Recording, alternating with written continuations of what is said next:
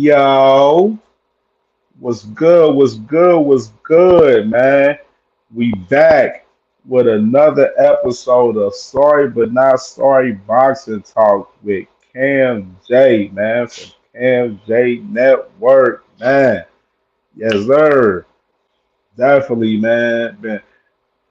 It's been a crazy week in boxing, man. Salute to my sister, man. Jag Queen Boxing, man. Everybody make sure y'all go subscribe to Jag Queen Boxing, man. And salute to my dog, L Dub Boxing, man, for sure. Subscribe to L Dub Boxing for sure as well. Man, it's been a crazy week in boxing, man. We got several fights this weekend, man. Several fights this weekend. The big fight, of course, Keyshawn and Abdullah, Keyshawn Davis and Abdullah Mason card is this weekend, Saturday. And we got a couple fights Sunday morning. We got a pro box card Saturday as well. Man, it's definitely a big weekend in boxing this weekend, man. Boxing is about to start heating up heavy, especially the month of June, going into July, all the way up until September, honestly. You know what I mean? So I'm definitely excited for, these upcoming fights that we got in the game of boxing for sure. These upcoming months in the summer, man. It's gonna be caliente. Ray B was good. Salute my dog Ray B, man. For sure, man. You know what I'm saying? Make sure y'all hit the like button, man. Make sure y'all support your boy, man. Support the grind, man, for sure. Um, and if y'all want to support the channel, man, y'all can definitely hit the Cash App, Lala Cromwell '08, man, for sure that y'all want to support the channel, man. And we gonna cook up, man, for sure. My boy L Dub, I'm gonna read this first comment. He said, I doubt if we would get Haney versus Garcia after Ryan Hill from wrist injury. Golden Boy wanted to give him a tune-up fight against someone like Regis. It's not Haney fault. Okay. Yeah, I seen that. That's interesting that you said that, L Dub, because I literally just seen Oscar De La Hoya put out a message about Ryan Garcia saying that he wants Garcia to heal from the wrist injury, and he said that he wanted to take a year off. Now a whole year off, I don't know about all that. I mean, I know they said I think Ryan said it's going to take 6 weeks for his wrist to heal. You know what I'm saying? But a tune-up fight definitely sounds more logical, on the move that they're probably moving as far as that direction for real. Because if you notice how Oscar moving, Oscar, he the one that's trying to like basically say, oh, we're not trying to fight Devin right now because he's a runner and all of that shit. And I totally 100% disagree with that shit. Like, you know what I mean? Like both of them guys, they got to settle the score on that whole situation, man. We got to see that fight. They got to put that fight on.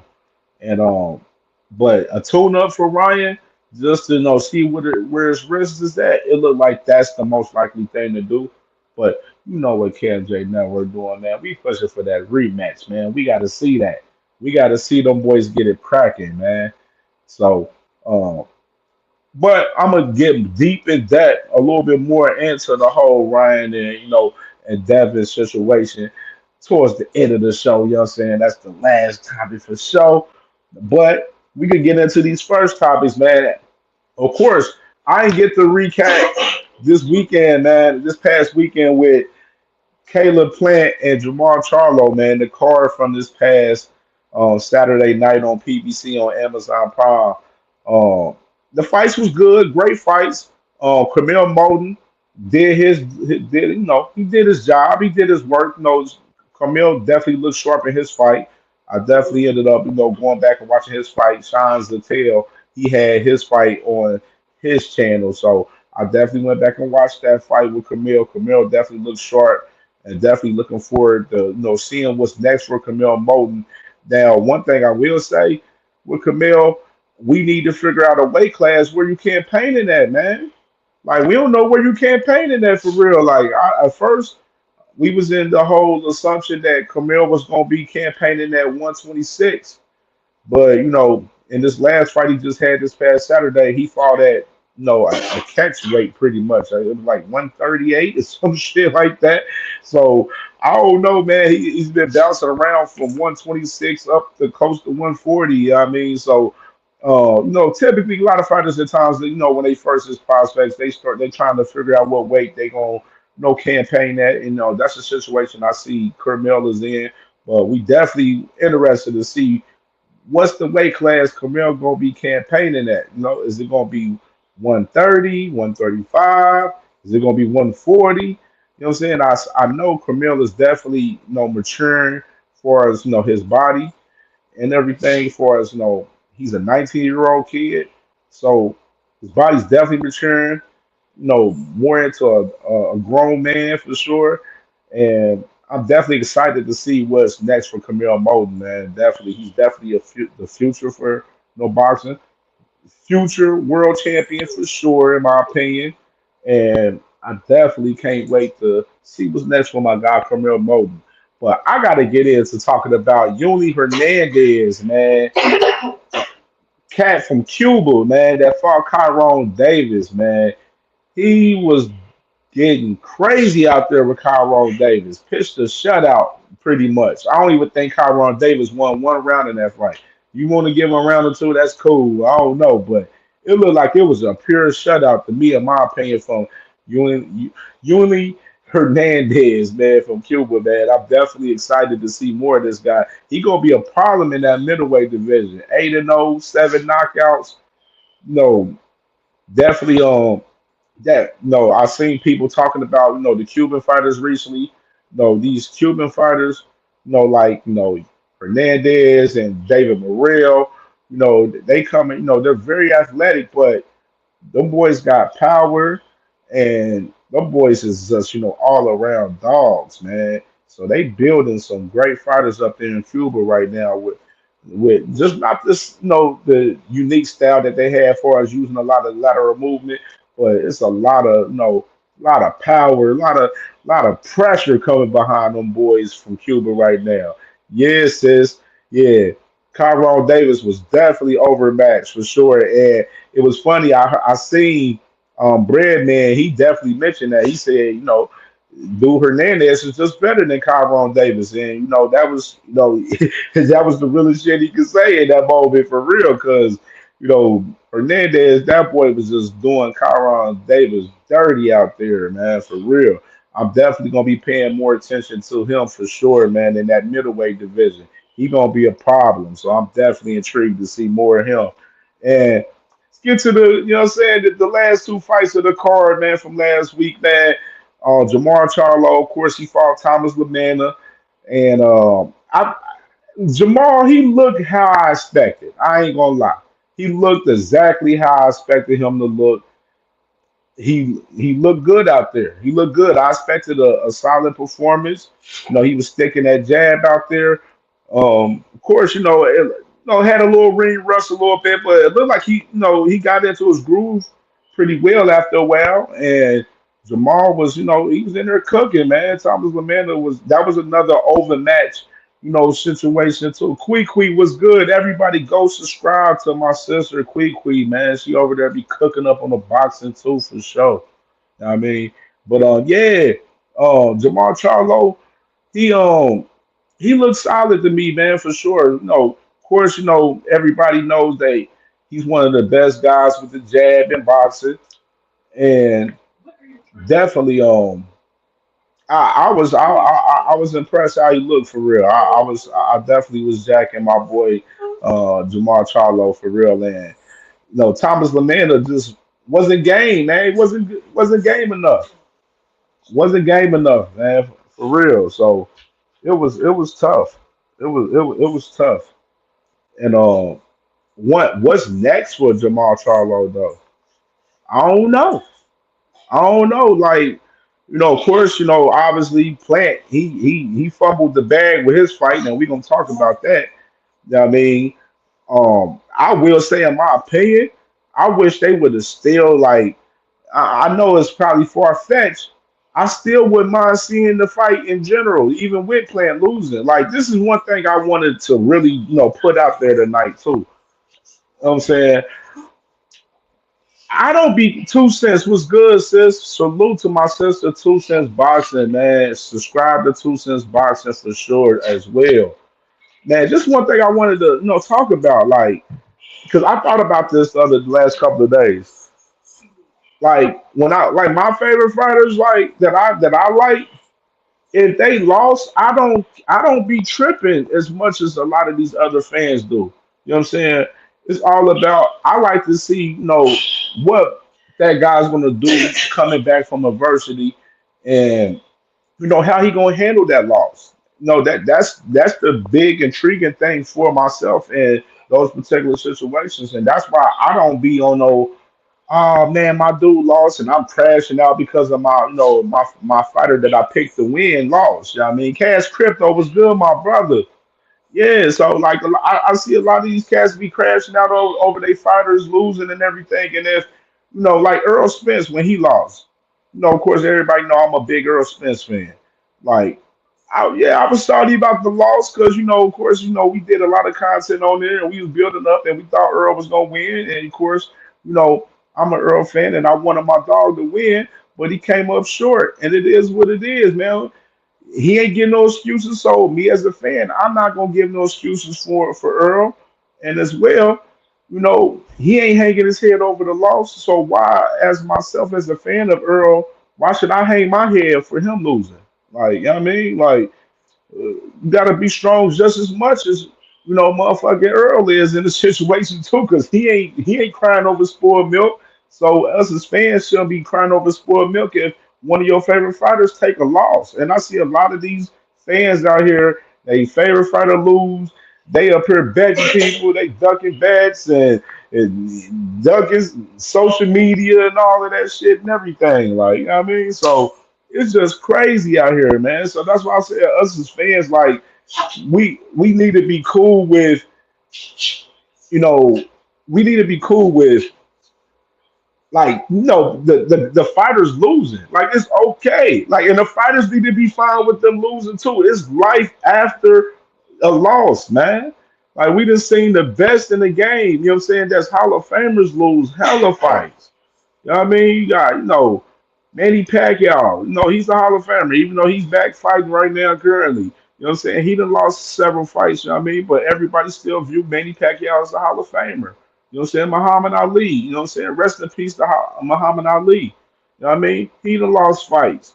Mike Tyson done lost fights. Evander Holyfield done lost fights. We got a whole lot of fighters that's Hall of Famers, that's all-time greats that done lost fights that we still to this day give a lot of praise to, and they are well deserving of that praise because those guys put their life on the line, and they definitely did what they supposed to do in their careers. You know what I mean? Everything happens for a reason, and I'm a true believer in that. And if you lose a fight, hey, get back up and shit, get back going on that shit, man. That's the everyday life lesson. You know what I mean? You can't hang your head, if you lose one fight. And a lot of the fans, and including the fighters, a lot of people be hanging their heads when a fighter lose. And it's a time right now where they got to get off of that shit. I know Floyd. Everybody talk about Floyd, for us, Floyd, being the main reason of being undefeated and everything. Hey, shout out to my dog, a Shot of Sports podcast, my boy, my guy over there, my boy. You know what I mean? A lot of these fighters be, a lot of the, fighters, definitely be protecting their O's, due to Floyd because they see Floyd did the 50 and 0 thing, you know what I mean? But it ain't even about that shit, man. It's far from about that shit. Us as fans, of course, we want to see the best fight the best. And right now, with this younger generation of fighters, right now, they don't have the old school mentality of the old school fighters at all. Like there's a lot of them. You know what I'm saying? A lot of them, and it's just sad to see, man. It's really sad to see for real. So, Jamal Charlo, though, man, I definitely was impressed with his performance, though, and I definitely want to see what's next for him. Like I heard some people talking about him fighting Resendez since Resendez, upset Plant. No, I wouldn't mind seeing that. I wouldn't mind. I mean, I know people, put out the Canelo name and everything for Jamal, I feel like no, I'm gonna be honest. I feel like Jamal get one more fight in, get like a step up fight. Honestly, I still want to see him fight Plant. That's just me personally, but you know what I mean, that was my whole reason of what I was talking about for us. The loss, like Plant taking a loss. I still want to see him fight Charlo even after the loss. Just like Ryan Garcia. Ryan Garcia loses the Rolly. I still want to see Ryan Garcia fight Devin Haney. You know what I mean? We seen Sebastian Fundora. He done lost to Brian Mendoza, and then he fought Tim Zoo last year. Then he beat Tim Zoo coming off a loss. You know what I mean? So it's evident that you can come back from a loss right there. I just named a full scenario for us that shit. So Jamal Charlo and Plant, that's the fight that I want to see next for Jamal Charlo, honestly, even with Plant with the loss. But is most likely probably not happening because Plant has a rematch clause on the fight Resendez. So we may be getting the rematch with Plant and Resendez next. You know what I mean? Out the gate. So Jamal Charlo, my thing is I don't want him to lay back and not fight at all. I want him to stay active. So I want to see Jamal Charlo fight one of these other top guys at 168, man. Mix it up. Stay active. And it's important for Jamal Charlo to stay active and, going to keep him going. And I think it's time for Jamal Charlo, to really step up and really be active in that 168 division because I think he could do some damage up there. His power, I ain't gonna lie, Jamal Charlo's power at 168 is crazy. I ain't gonna lie, that power look a little different. I know he was fighting Thomas LaManna, but you can hear the impact from them punches when Jamal was punching on Thomas LaManna the other night, man. And it was real impactful in my opinion, man. So I feel like his power definitely different. Cassandra was good 513. What's up with you? Salute, salute. Yeah, man. So it's looking a little different though with Jamal with that power, man. So well, Jamal, I'm hopefully he can fight, Plant possibly soon after. I maybe get one more fight in because Plant looking like he's gonna fight Resendez on a rematch, most likely, since he has a rematch clause. And no, hopefully they can come back to it. And I just wish PBC for real, honestly, I wish they would have just lined them boys up right away instead of giving them a tune-up fight before fighting each other. But I understand they was trying to build. But obviously, I just like we seen from Turkey and some of these other companies where they have a fight between the fight that they want, trying to build up a big fight with two fighters, and one of them guys get popped out there, man. Like it just be nasty work. That's why I said that if y'all want these fights, man, just bring the fight to us, man. Y'all ain't got to do all of that build up shit like for the fight. You know what I'm saying? Like, and it was crazy because looking, going into the Caleb Plant fight with Resendez, I seen Breadman after the fight where he was like, "Man, I told Caleb, man, Caleb need to, stay away, stay focused, keep moving around the ring and stuff. This dude Resendez, he gonna, keep, he's hungry. He gonna keep coming with the pressure and everything. And we exactly seen that shit for sure. Like we seen that from Resendez. Resendez, man, that motherfucker, man, he was in there beating Caleb ass, man. He spanked Caleb, spanked him, like pure spanked him for real, like, hey, salute to my boy Cliff Farm, man. Hey, he spanked him, man, for real. Like, it was nasty work. Like, real nasty work. And Caleb, like, of course, he got gassed out in the middle of the fight. He was not sharp at all. Like, Caleb wasn't sharp, man. He wasn't letting his hands go. I said the other day, I felt like Caleb was out there trying to look pretty out there. Like, you out there fighting, trying to look pretty, bro. You need to fight. This motherfucker was on your ass. Like Resendez was trying to beat your ass and make you look bad and embarrass you. And he definitely embarrassed them.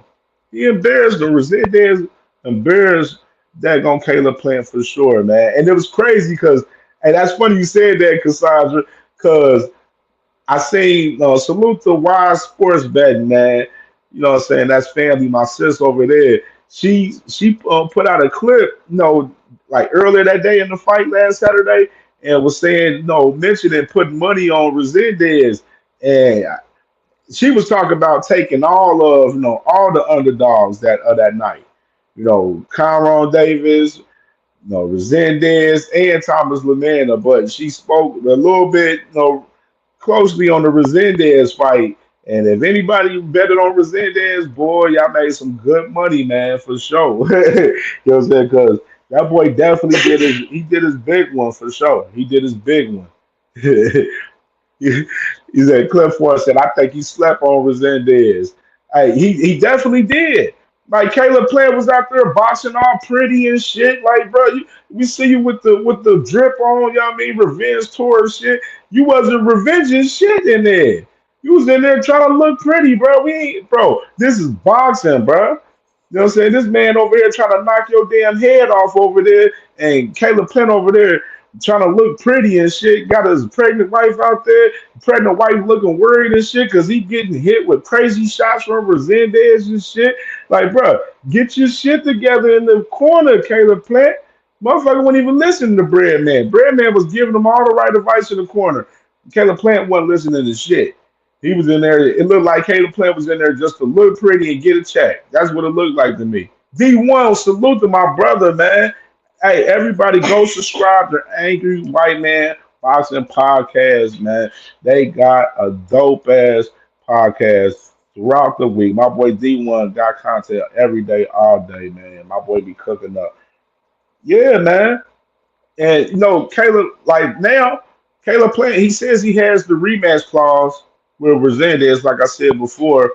Breadman, I don't know, man. I don't know.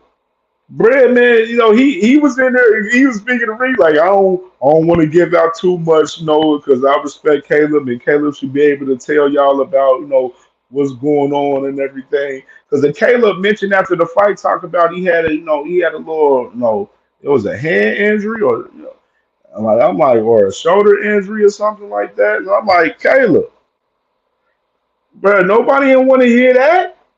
Nobody want to hear that, bro. Don't like you. Brandon didn't even know what was wrong with you, so that's a problem.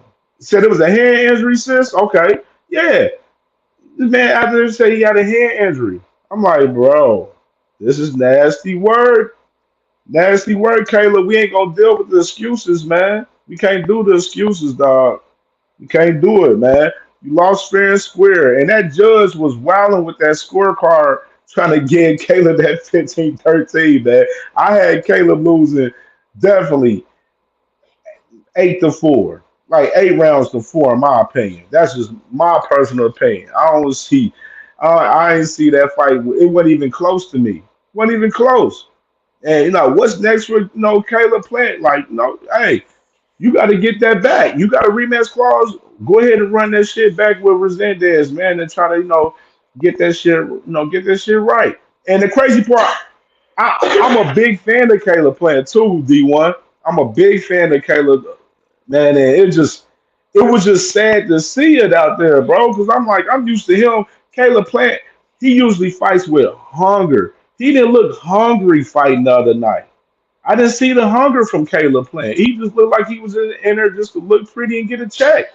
And I ain't never seen that from Caleb. Like Caleb, what brought me as a fan for Caleb Plant was the fact that, I see that hunger in every time he lay it out on the line when he in that ring.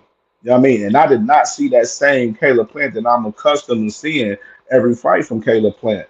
You know what I'm saying? It was nasty work, bro. It was real nasty work. Like, and he jacked up the bag with the whole Jamal Charlo fight now. Now that fight got to get on hold. Now he got to possibly run the shit back with Resendez. And then Jamal, he got to stay active, so he may end up taking another fight. So now the fight gets either more longer away from each other now. You know what I mean? But me personally, if I'm PBC, if they ain't going the Resendez route, put both of their asses in the ring. Even though a lot of people, it was so funny because I seen a lot of people was like, man, Jamal ain't gonna look good, man. Plant gonna look sharp, and it was the total opposite. You know what I'm saying? A lot of people were saying Caleb Plant would beat Jamal Charlo before they fought before both of them had their fights this past Saturday, and now the roles is 100% reversed now.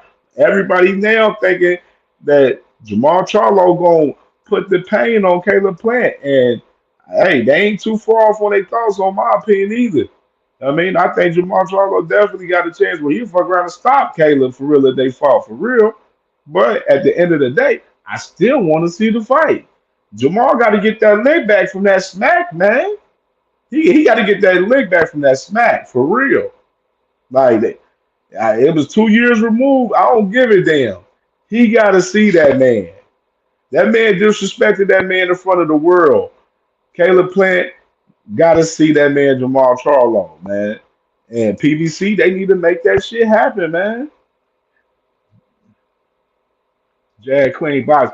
She says, to be clear, I never thought Kayla would beat Charlo, but I did think it would be a good squabble. Facts, facts, facts, sis. Yeah, like I think personally, I like the fight. I never thought I thought like going into this fight with this past weekend for both of them, I thought it was like the fight. I answered to Caleb probably a little bit like 55, not even that, 52, 48, some real close shit. You know what I'm saying? Because I still know Jamal's ability for sure. You know what I'm saying? I know Jamal got that jab. I know he got that power. You know what I mean? Jamal's a very talented motherfucker when he put that shit together. You know what I mean? And he put that shit together against Thomas LaManna. And, if he stay active, Jamal gonna be a dangerous motherfucker at 168. For real. Like, real talk. He gonna be a dangerous motherfucker at 168. But I definitely still need to see that fight with Jamal Charlo and Caleb Plant. And hopefully, PBC, hopefully they can put that shit together, man, because we definitely need to see the fight, man. You got to put the fight on. So we're going to get into the next topic, man. Of course, yesterday they had Manny Pacquiao versus Mario Barrios. They had the daggone press conference yesterday on the West Coast. The press conference was cool. I say this. I do think that the Brandon Figueroa and Joet Gonzalez fight is an intriguing fight. That's the fight that's going to open up the night. Of course, Brandon Figueroa, he just lost to Stephen Foden. It's interesting to see what Figueroa how he looks coming back after that loss because Foden definitely beat him clear in that fight. It wasn't even close in the rematch for them two, and definitely interested to see what Figueroa and Joel Gonzalez. Joel Gonzalez, he's former Shakur Stevenson op. You know what I mean? Shakur, that was the guy that he got his first title off of. Same dude that's Shakur was messing with his sister and shit, so he had close ties to the dude. So that's a whole nother story. I mean, we ain't gonna get into that. but yeah, man. It's interesting to see that fight with Brandon Figueroa and and Joel Gonzalez. They didn't really say much in the press conference. No real back and forth for them. Just real straightforward, ready to get to the business. Now Pitbull Cruz versus Angel Ferrero. Now I love this fight, man. If y'all seen the first fight from these guys earlier this year, I'm telling you, y'all need to go back and watch that fight, man. Them boys had a banger, like fight of the year candidate currently right now. I mean, go back and watch that first fight from Pitbull Cruz and Angel Ferrero. Barn burner for real. Like they was going at it crazy, and you could tell at the press conference yesterday, both of them guys don't like each other. They both don't fuck with each other. You got two Mexican fighters, you know what I'm saying? Both pressure fighters, just balls to the wall on the motherfucking punches and everything. I mean, and that's what we gonna get out of this second fight for them on this Pacquiao and Barrios card. Like we gonna get a crazy fight with these two guys. And this is a question I got about the fight because I seen that Pitbull Cruz he officially moved back down to 135 from 140. So I'm interested to see if this fight is at 135. Now, I'm definitely interested in that. I got to check on that because that fight was at it was at one it was at 140 the first time, I believe. So I'm interested to see what weight class this fight is at. I probably can check real quick. Hold on. Let me see real quick, man. We got July 19th. Cool. All right. They got this shit on. See, they super lightweight. So it's at 140. So they are fighting on 140. So it's kind of weird because the Pitbull he officially moved down to 135, similar to Rayo Valenzuela. Rayo Valenzuela he recently went down to the 135 too from 140 after losing to Gary Russell. And it's interesting with him. Like this man said, "Oh, if Tank want to fight me, he got to come up to 140. I got a belt. He can come fight me at 140." But motherfucker, you get your ass whooped by Gary Russell, and then your ass move back down to 135. This shows you how these boys definitely be ducking Tank, man. They be just popping shit, just capping, dog. Like you know what I mean? Pure example, bro. Like. Ryan Valenzuela, you played yourself with that shit, my nigga. Like for real. But yeah, man. I like this fight with Pitbull for sure. Pitbull crew. Salute to my dog Adam, man. Crucial content, my brother, man. What's good, brother? He moved back there. Thanks, bro. Like Ryan Valenzuela out of pocket, bro. Like he was talking, like right when Tank was trying to find him a fight after Loma and Shakur dug. He looked at Ryo and then Ryo talking about, oh, I'm at 140. I'm a champion at 140. Tank can fight me. And he can fight me at 140. Like, bro, you a B side, you a super ass B side. You ain't calling those shots. You ain't saying you don't deter where the weight gonna be fought at, nigga. Like, fuck is he talking about? He tweaking. Like, bro, that man Ryo dug Tank along with Loman Shakur last year, bro. Like, it's that simple, and that's why we got the Lamar Roach fight. You know what I mean? Like, that's what it is. But going on to the shit. Hey, Sebastian Fundora. Super B side says facts.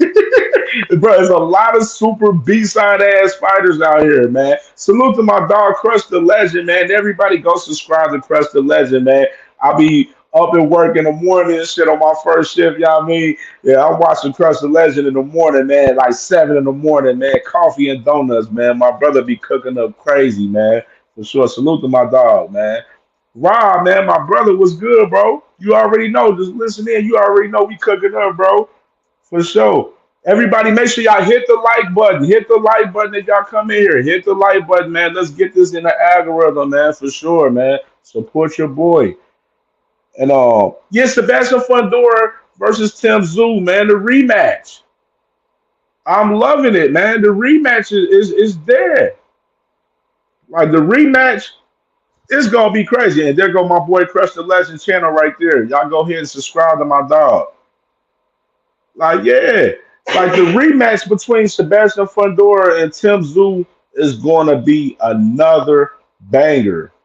Like it's crazy how the undercard for this, well, they're the co-main, but the 3 fights that they have, I don't even know. I don't think the Brandon Figueroa and Joet Gonzalez, it could be a sneaky good fight for real. We'll see. I think it could be a good fight, but I ain't too crazy about the fight, you know what I'm saying, from Joet Gonzalez. And I think Brandon gonna be hungry and bring the fight. It's all about it. Joet Gonzalez is. So a little interesting fight for sure. Um Now Sebastian Fundora, Tim Tszyu, it's gonna be a banger. It's July 19th. July 19th, Cassandra. Yeah, July 19th. This card with Pacquiao and Barrios. Hey, I clip farm. You right, bro. All action card for real. It makes up for a good card for real, 100%. You know what I'm saying? Sebastian Fundora and Tim Tszyu, them two.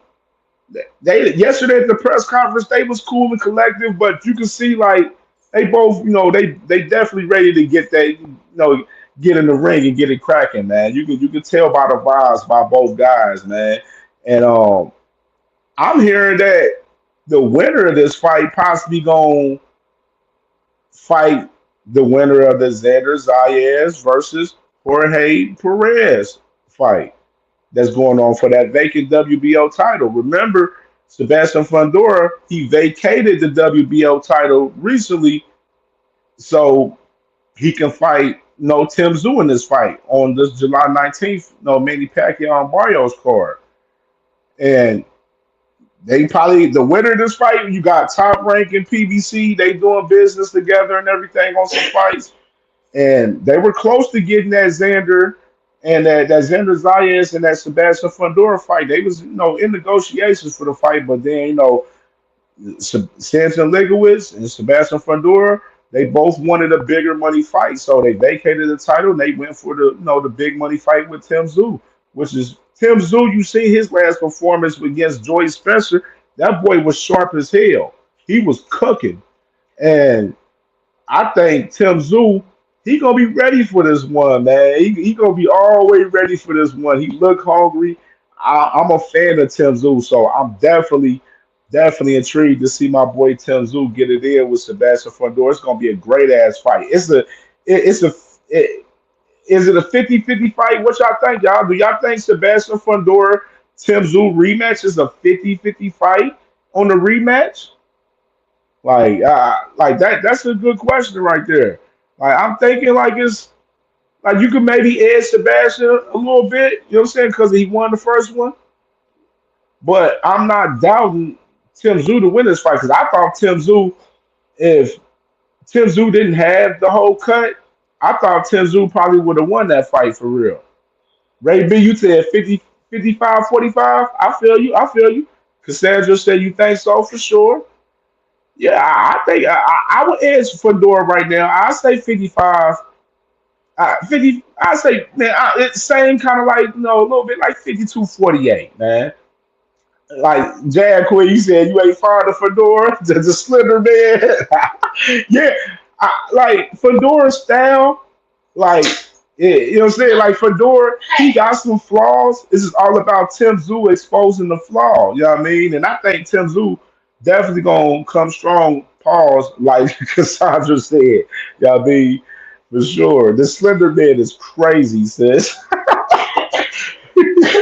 For sure.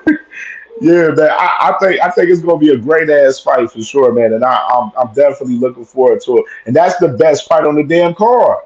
That this fight should be Dana Dick damn near, in my opinion. He said Adam said Fundora should be fighting Shiraz, and they both tall as fuck. Facts, bro, facts. The crucial contest said one thing I can say about Fundora is that motherfucker comes to fight every time. Facts plus tax, dog. Fundora, both of these guys, Fundora and Tim Tszyu, both of them guys, every time they fight, they bringing it. They bringing it, man. They gonna leave it all in the ring, man, and that's what it's all about. Like that's what we got from a lot of the old school fighters back in the day, and they both of these guys got old school mentalities where they gonna leave it all in the ring out there, man. They gonna be tapped in and focused, and they gonna definitely go crazy for sure. Unhinged said gonna be better than that Times Square card for sure. Facts, definitely is. Like PBC, man, and y'all been looking at these cards they've been putting on. They've been putting on fire quality cars, man. Action packed.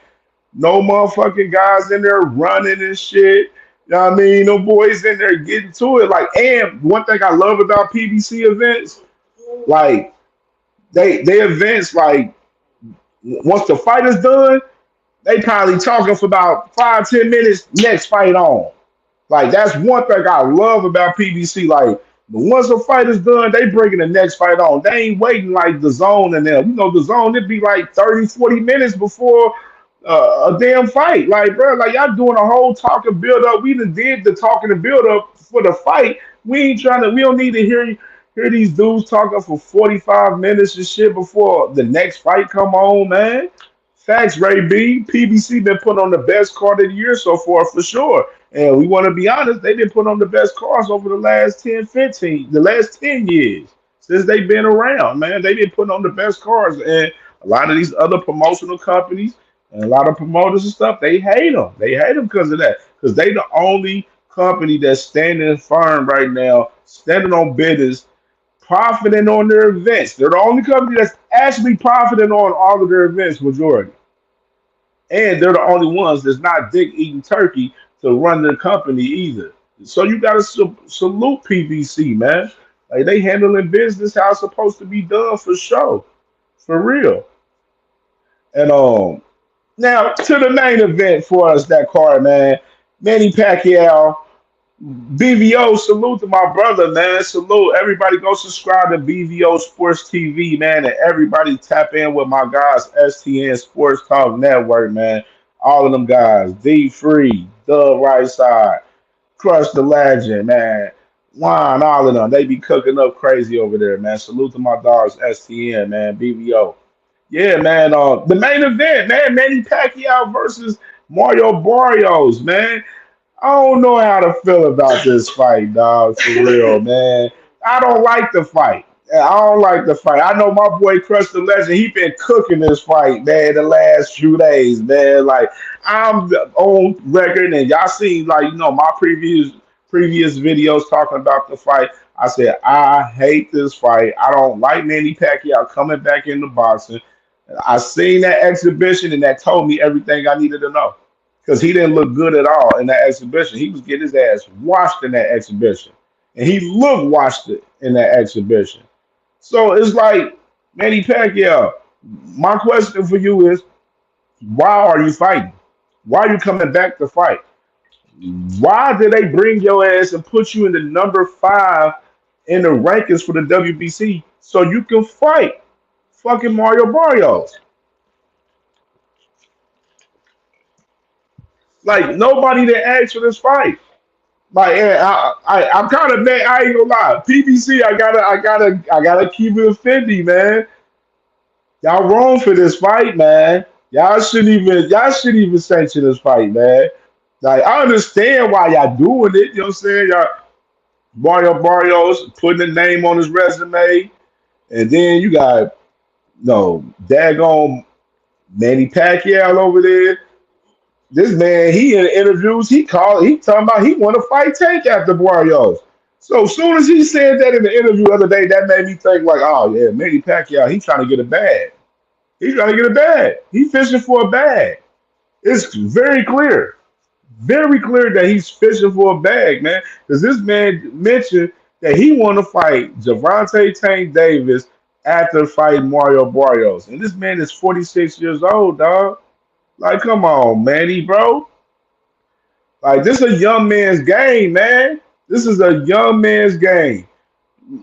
Let them other guys that's in them WBC rankings, man, get their shot at the title, man. Like you coming in, stepping in, this shit wrong. Like this is the reason why I don't be giving a fuck about the titles. I don't be giving a fuck about the rankings and shit so much because a lot of this shit be flawed. You can buy a fighter into the fucking rankings and then no, they fighting for the title right then and there. It's like shit. We got Devin Haney number 1 in the damn WBC, but shit. He ain't even fighting at 147. This nigga fighting at light welterweight. He's fighting at 144, 145 and shit. Like, what we talking about? Like, let the young dudes get a shot at the title, Manny Pacquiao, man. Like, let the young niggas shine. Let them shine, man. You ain't letting them shine. You coming back in the game, and we ain't even caring about it. We ain't even we was not asking for Manny Pacquiao to come back, man. He wasn't, especially after seeing him in that exhibition. He was horrible in that exhibition, like horrible. Like nobody. That's what I'm saying. Mario Barrios, he better win this fight, man. Because if he loses to Manny Pacquiao, old ass, we gonna be cooking his ass the next day. Like, why can't Mario Barrios fight Conor Ben? Like, I'm looking at the rankings, like, damn, why can't Conor Ben get that shot? You know what I mean? I'm just looking at him like Conor Ben's way more deserving than the shot than damn Manny Pacquiao. Shit. I'm just looking at it. I mean, the 147 division is not a hot division at all, man. Just looking at the overall scale of the 147 division, it's not a hot division. That's why I'm like, man, Gerard, man, Mario Barrio, PBC's not going to feed Mario Barrios to Jerron Bruce Ennis. They're not. They already gave you Stanionis. They're not going to give Boost Mario Barrios. Nor top rank, they willing to let Brian Norman fight Boost Ennis. It's all about the Normans that they want to fight Boost Ennis. They putting this shit on Boost Ennis. It ain't even on Boost Ennis at all. Boost Ennis want to fight. Brian Norman, they fighting Jen Sasaki over there. Hey, crucial contest, though. Me, my boy said that he should have fought Cody Crowley. I'm crying. Hey, man. Yeah, I don't know. He said Barrios finna do Manny worse than Ugas did. See, and then you got the whole. See, that's the thing, too. And I thought about that, too. We seen Barrios do Ugas dirty. Then we seen Ugas do Manny dirty. You know what I mean? I ain't a fan of triangle theories and everything, but you know what I'm saying? In this case, far as this in particular, this is a little bit in play a little bit. Like, if y'all watch, go back and watch Manny Pacquiao in that exhibition. Like, go back and watch it. Like, it was just like earlier this year. He just had this exhibition. It was a few months ago. He was horrible. He was horrible. And I'm like, Manny, don't come back, bro.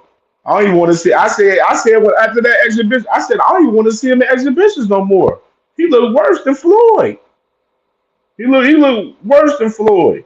Like we can see Floyd. He still got it out there. You know what I mean? A little bit.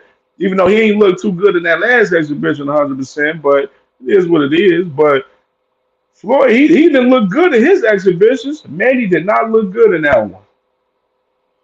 And Manny got a son, man. Let your son, man. Let him uphold the brand, man, and uphold the name, man. Let him be the one that go out there and bang it out with these guys, man. You know what I'm saying? Like, let him do his thing for sure. But I do not like this fight though, in general though, with Manny Pacquiao and Mario Barrios overall. Like, I don't like this fight. But of course, we're gonna watch it. We're gonna cover it. July 19th, Las Vegas. This is a pay-per-view fight.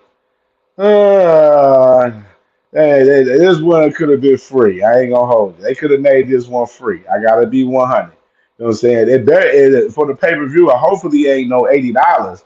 They need to cut that in half at least. You know what I mean?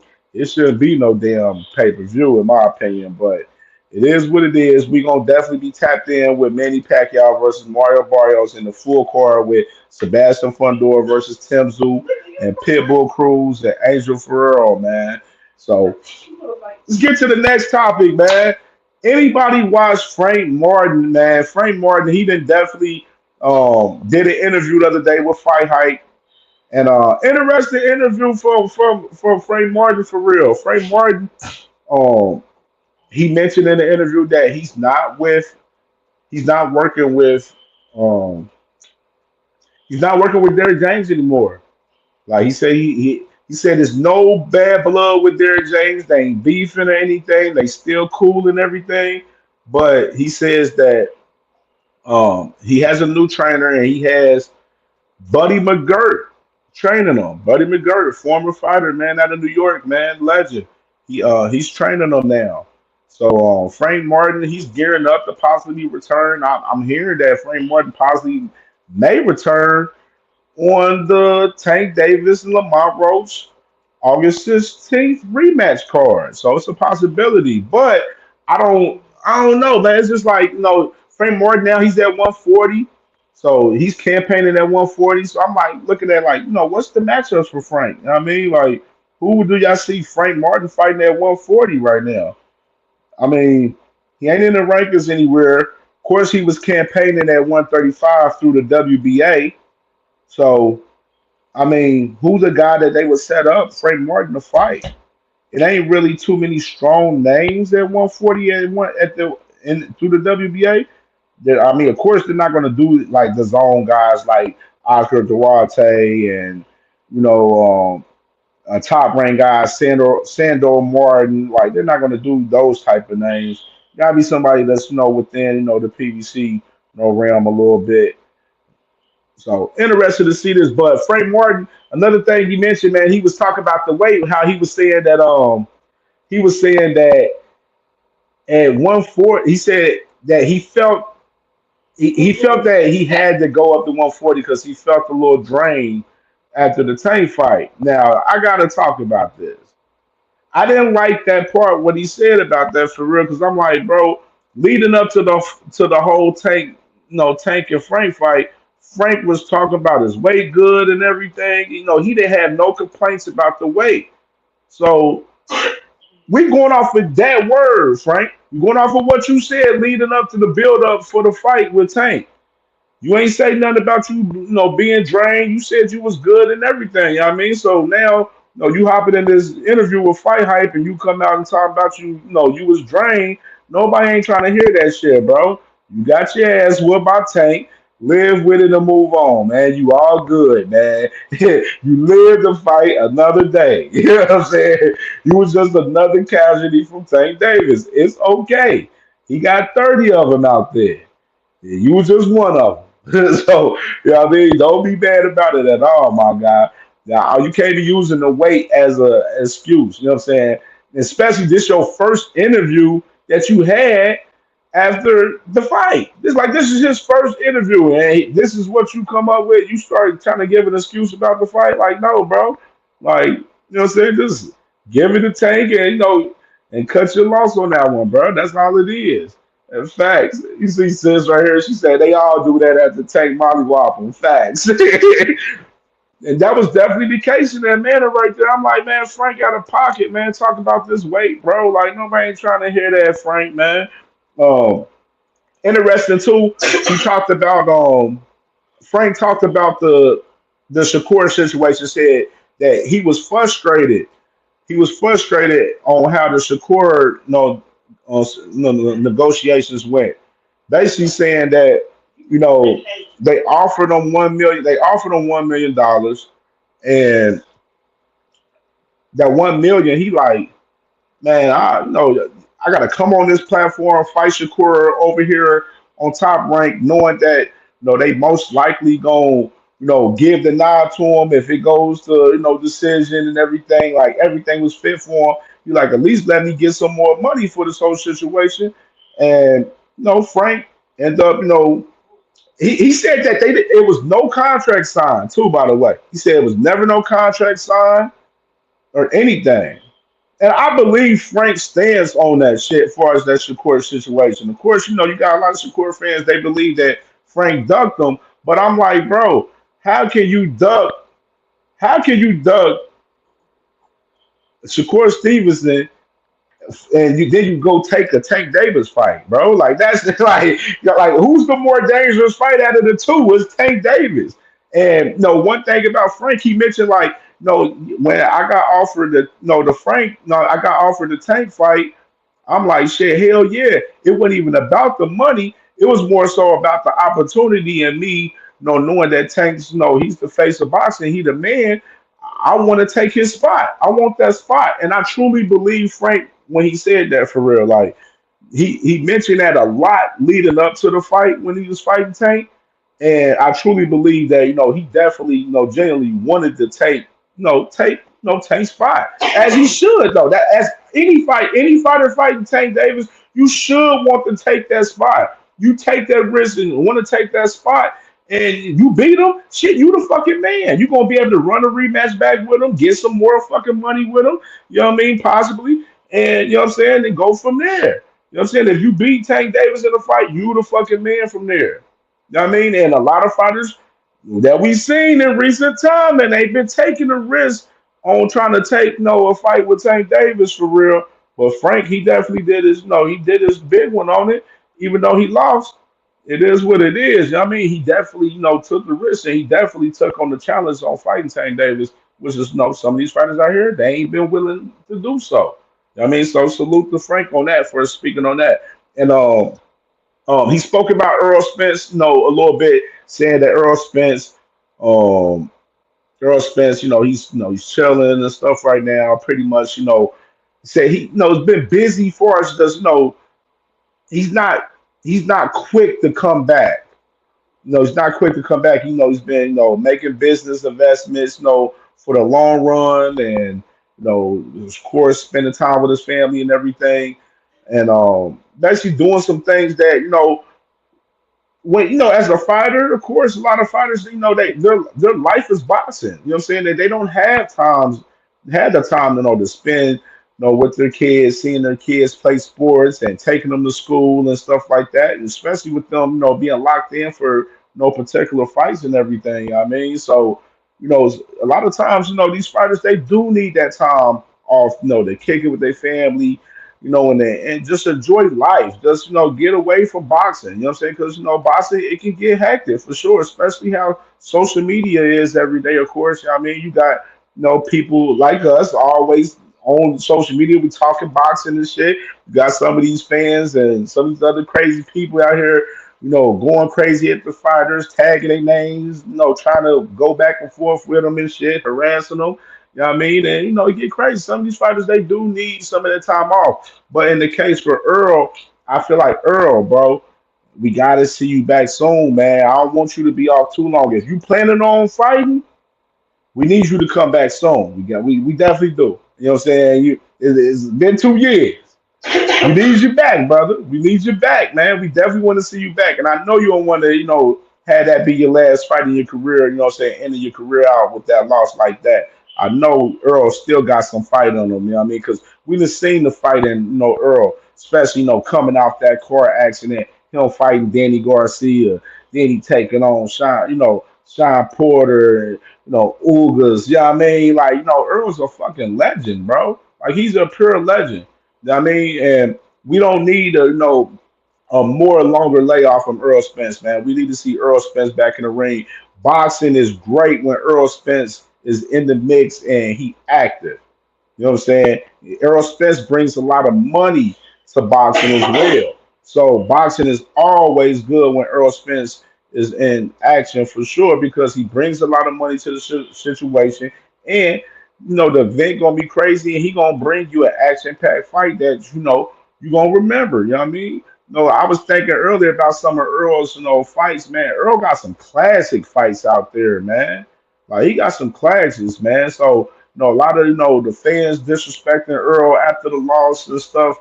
Talking crazy about my dog Earl, man. Like I ain't been liking the disrespect for real. Like I ain't been liking that shit. But um, yeah, Cassandra, right? Earl, man, like for real. I know Earl. He's a guy that likes to stand on a lot of his words, and I would love to see him fight Keith Thurman, especially where they're both at in their career right now. Keith looked real good in his comeback fight in Australia. So I definitely want to see Keith Thurman just active in general. Like even if it's not Earl, I want to see Keith active for sure. But I would love to see Earl and Keith mix it up, man, if they can make it happen. And if Earl comes back, I'm hoping Earl comes back and he takes a proper tune up.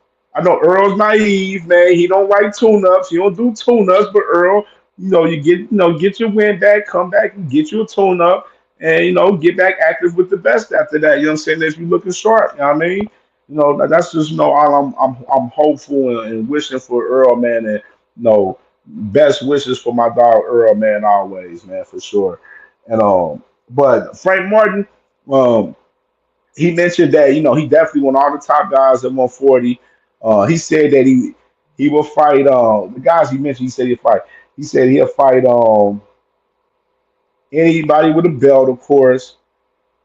He did. He said he mentioned fighting.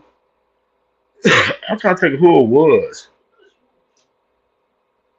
He said he'll fight Keyshawn.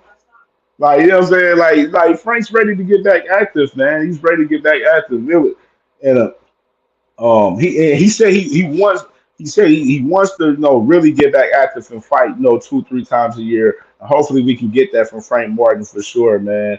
But he's campaigning at 140. I think Frank Martin could do some great work up there at 140, man. 140 is kind of like you got To, he got a belt, then you got Africa got a belt, then you got Puelo, he got a title, of course. You know what I mean? It's 140. Then what? Gary Tom Russell, he got the other title. Now Frank campaigning at 140 in that WBA. If he campaigning in that WBA, that'd be a good fight with PBC mixing up with Frank Martin with Gary Tom Russell. I love to see that fight. Frank Martin versus Gary Tom Russell. Like I would love to see that fight. I would love to see that fight. What y'all think about that with Gary Russell versus Frank Martin at 140? That'd be banger, bro. Banger, Ray. That'll be an all-out banger for real. Like I love to see that fight. I'm That's the fight I will push for. I will push for. Yeah, I know Gary Russell, he got a situation where he got a mandatory with Andy Hiroka, the same dude that beat Ismael Barroso, the dude that almost beat Rolly Romero. Um, he he got that mandatory with Andy Hiroka, which I'm hearing that fight may land on the Tank Roach rematch card possibly, but we'll see. They were originally going to put that fight on the Pacquiao and Barrios card, but then they laid back on it. But this fight was always supposed to be on with Gary Russell and Andy Hiroka. It was always supposed to be on the Tank Roach rematch card when they first had the first date. That was going to be early in the summer, but they pushed the date back. But Frank Martin, Frank Martin Pitbull, hey, hell yeah, Frank Martin and Pitbull will be a fucking banger. I love that fight, and it's an easy fight for him to make because it's PBC. You know what I mean, let alone with Gary Russell as well. Like those are two easy fights at 140 to make. You know what I'm saying for Frank Martin right there. Like two easy fights, and I'm definitely liking both of them. Definitely liking both of them. And other news, man, I gotta say something though. All right, you got Oshaki Foster versus Stephen Fulton officially getting announced yesterday for the Tank Rose rematch card, which is just a fight that we talked about, all along that was going to most likely be on the Tank Rose rematch card. Stephen Fulton, he's vacating the 126 WBC title to take this opportunity with Foster, which is that means Bruce Shushu Carrington, he's going to get a shot at fighting for that WBC 126 vacant title. Now, who is he going to fight? I don't know. I don't know yet, but we'll see though. Um, I like this fight with the Shocky Foster and Stephen Foden, man. This is going to be a good ass fight, man. What y'all think about these guys fighting? Shocky Foster versus Stephen Foden. What y'all think about that fight? I think it's going to be a good ass fight. PBC top rank. You are right. You right, Unhinged. You right, brother. Like top rank in PBC, you're seeing the fights and play from both parties that they definitely they're working together and they're putting on these fights. Like you seeing it. Like it's heating up. It's heating up heavy for sure, crucial content. And I'm loving it. I'm loving it. I'm loving it. Hey, get my boy that ranch right there. I fuck with her heads. Yeah, I'm loving it.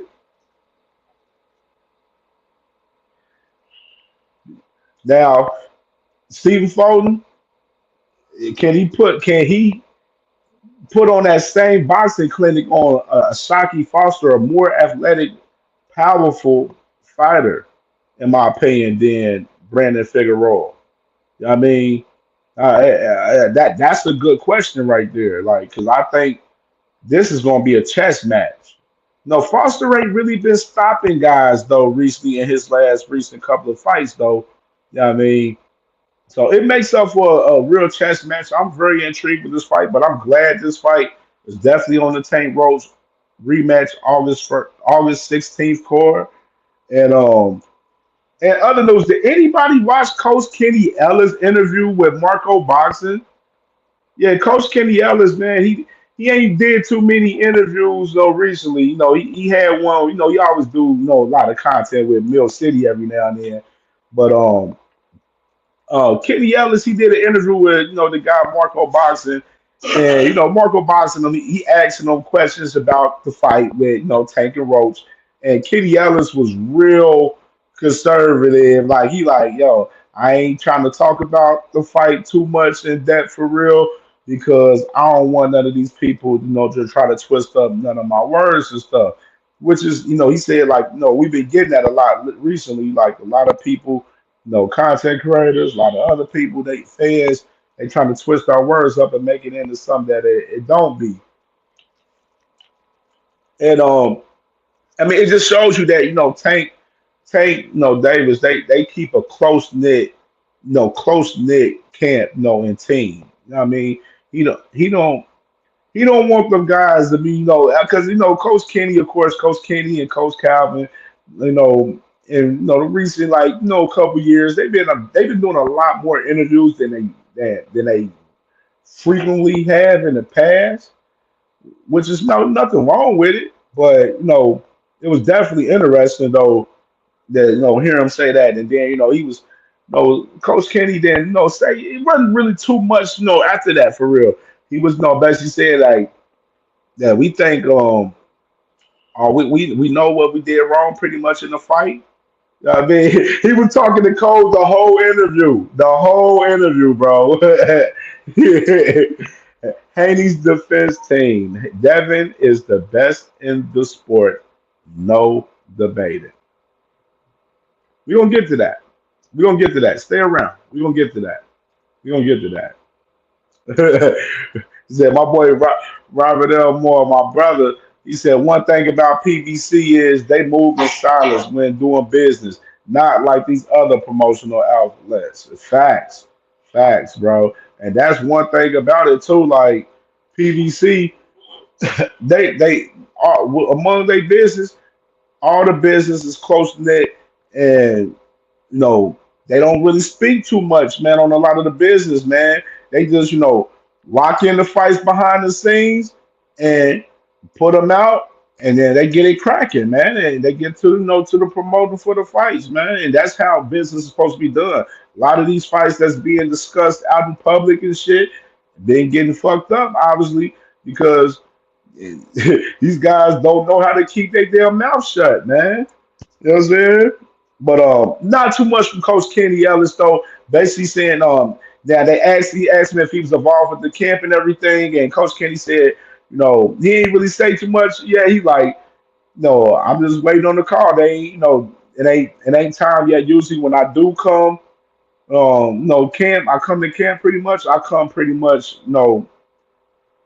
a couple weeks out, a few weeks out, just depending on the opponent. I mean, so interested to hear him say that for sure. And he said Rose did feel take fire. He said no. He said yeah, Marco Boxer asked him, he's like what you think? Did Tank did Roach feel? He said did Roach feel Tank power?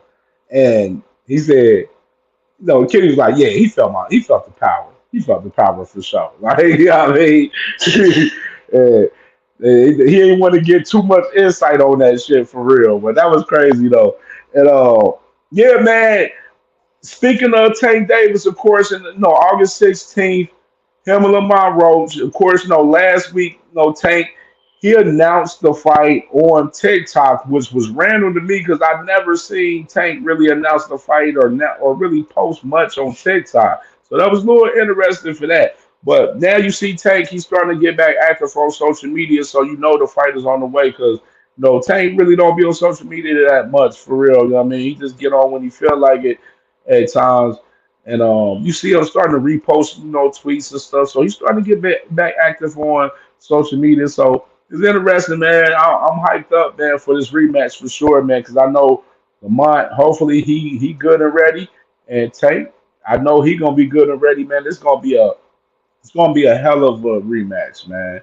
And like I told people before, if y'all think the rematch is gonna go the same way that that the first fight went, you got another damn thing coming, man, for real. Like for real.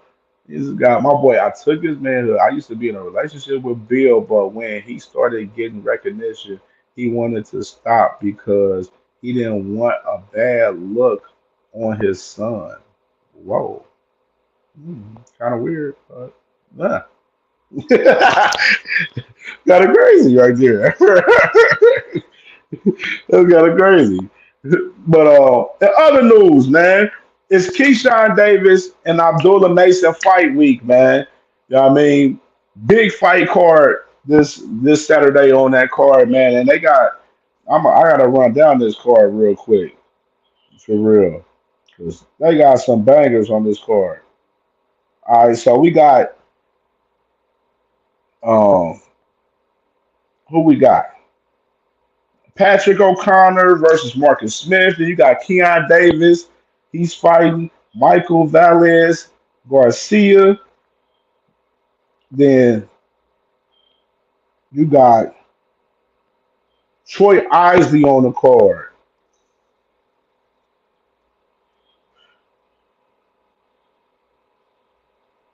You got Troy Isley on the card fighting. You got Derek Davis on the card. My boy Tiger Johnson from Ohio, he on the card. And Kelvin Davis, he fighting Nair Albright, the same guy that Keyshawn Davis ended up having a no contest fight with because he got caught for marijuana. And, I mean, they put it as a PED, which is bullshit to me, but it is what it is. But you already know facts, Cassandra, Tiger Johnson, Ohio. You already know the vibes. Abdullah Mason, of course, fighting Jeremiah Nakathila, man, on as the co-main, man. Abdullah Mason, of course, they moved him up to number two in the WBO, and he's number four in the WBC. So, you see Top Rank, they pushing Abdullah to get in them, them two sanctioned bodies as far as, for Shakur and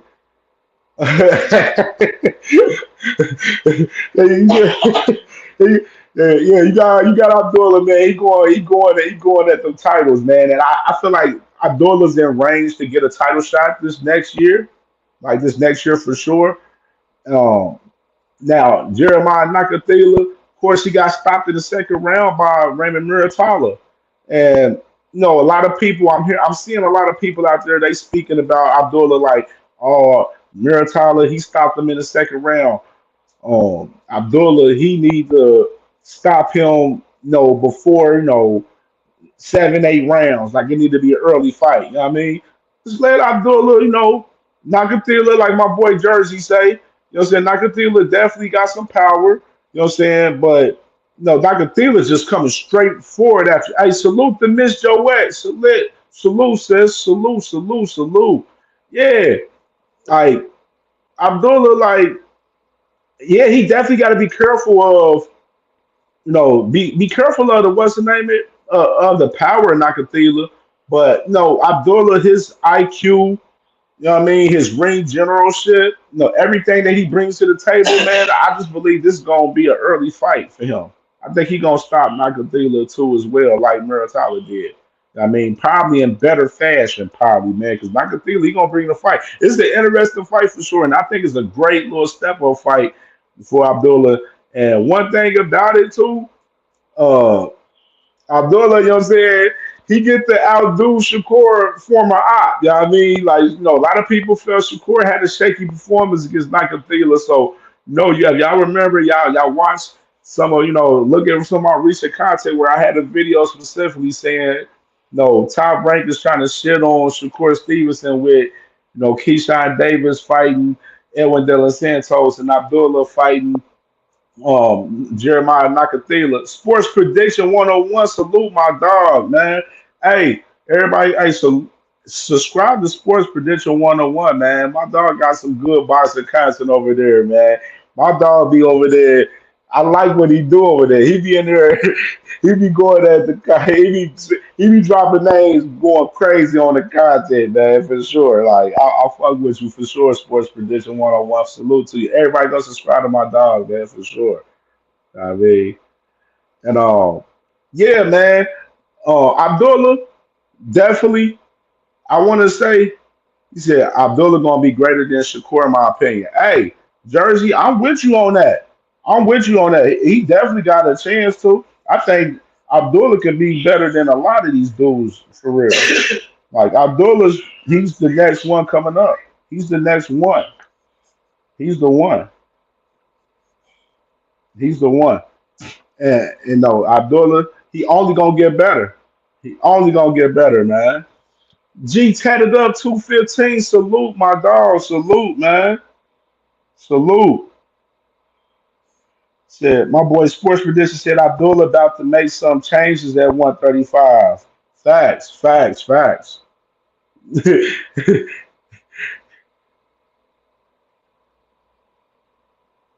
Said, all right, he said I deleted that. All right, yeah, all right, yeah. I see, dude. I don't know what dude was on. Dude was in there bugging the take his manhood cat, man. He was tweaking, man. He was like one of Bill Haney's, you know what I'm saying, dudes. He was cracking or something, man. It was nasty work. He, I don't know what he came in the chat talking about, man. He was on there talking wild.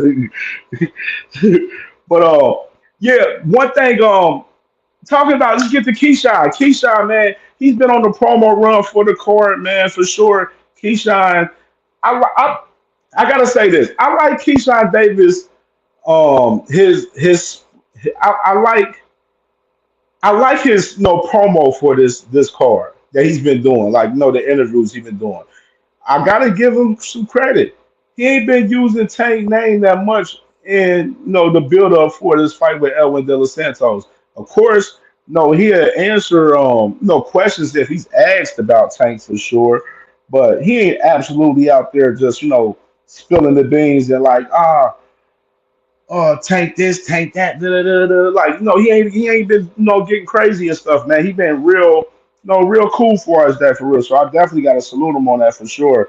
Um, and salute to Keyshawn for, he mentioned something about, you know, Tank, making a way for the new guys in the game. Basically saying that, I probably wouldn't be in position, where I'm at right now if it wasn't for Tank Davis.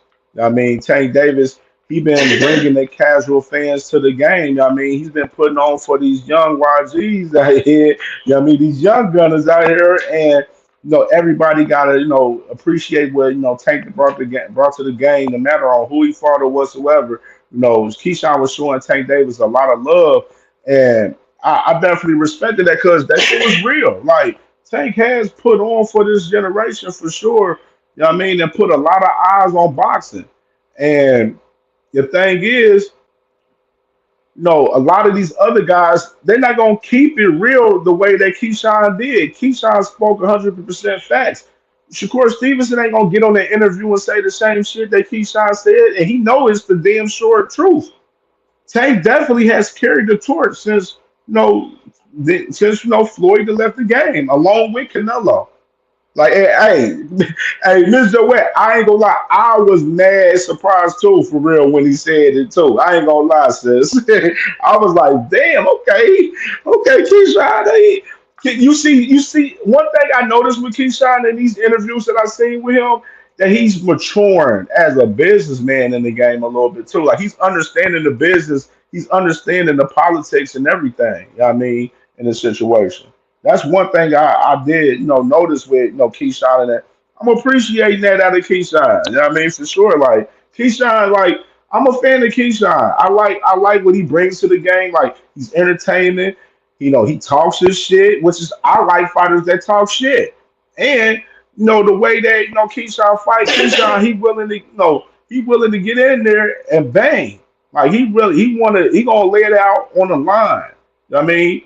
competition ain't been, the greatest, but it is what it is. Keyshawn got a belt, and he's a guy that he's a significant guy in that 135-pound division right now. You know what I mean? And he's doing this thing, and no salute to Keyshawn, man. And hey, one thing on this interview. So Keyshawn did the interview with Cigar Talk. So hey, this man mentioned his first encounter with um, Turkey. Hey, salute G, tat it up, man, for sure, man. You know what I'm saying? Just come in, tap in with your boy, man. Hey, remember, by the way, y'all, every Wednesday, from now on, every Wednesday, I'm gonna be live talking boxing every Wednesday at 6:30. So make sure y'all tap in every Wednesday. This is what we doing every Wednesday. I had to come up with a specific showtime, man, so I can, have my people tap in.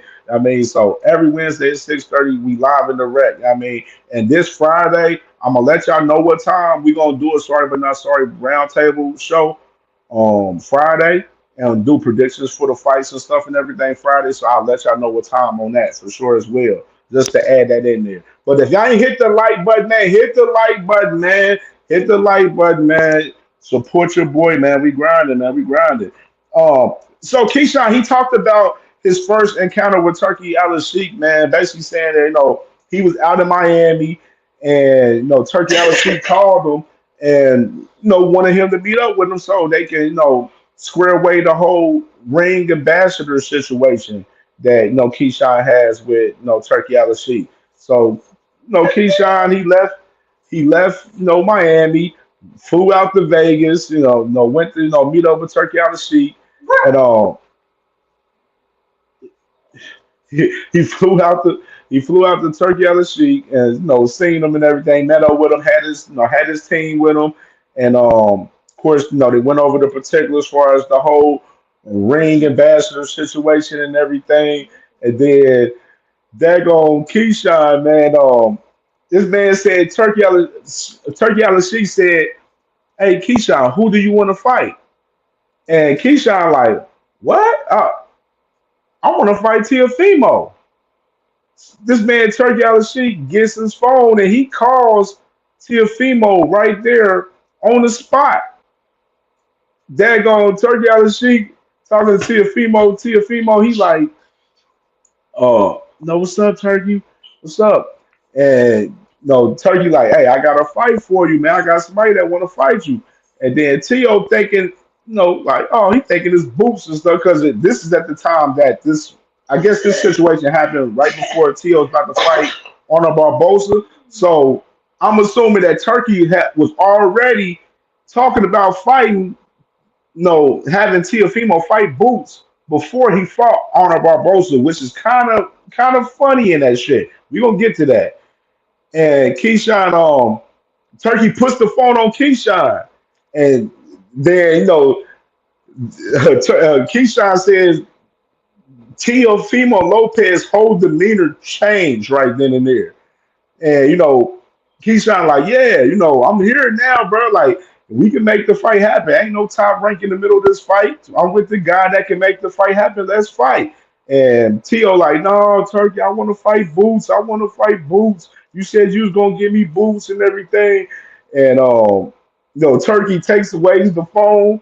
And he gotta hung the phone up. He said he got off the phone with he got off the phone with Teofimo, and he said, I didn't want to, get him nervous because he's about to fight Honor Barbosa and everything. So that was a kind of funny story right there. Teofimo kind of looking different on fighting Keyshawn Davis. Keyshawn Davis definitely, what I'm saying, he definitely want to fight Teofimo. And hey, if anybody gonna put that shit together, hey, put Keyshawn in there. I think Keyshawn to beat Teofimo ass. Keyshawn believe he'll stop Teofimo, and I'm with him on it. I think he'll stop him too. Yeah, I mean, oh no, but I definitely would love to see that fight though, for sure, man. Kenneth Cook, man, salute to you, bro, for sure, man. For sure, appreciate you, bro, on the sub, man. For sure, man.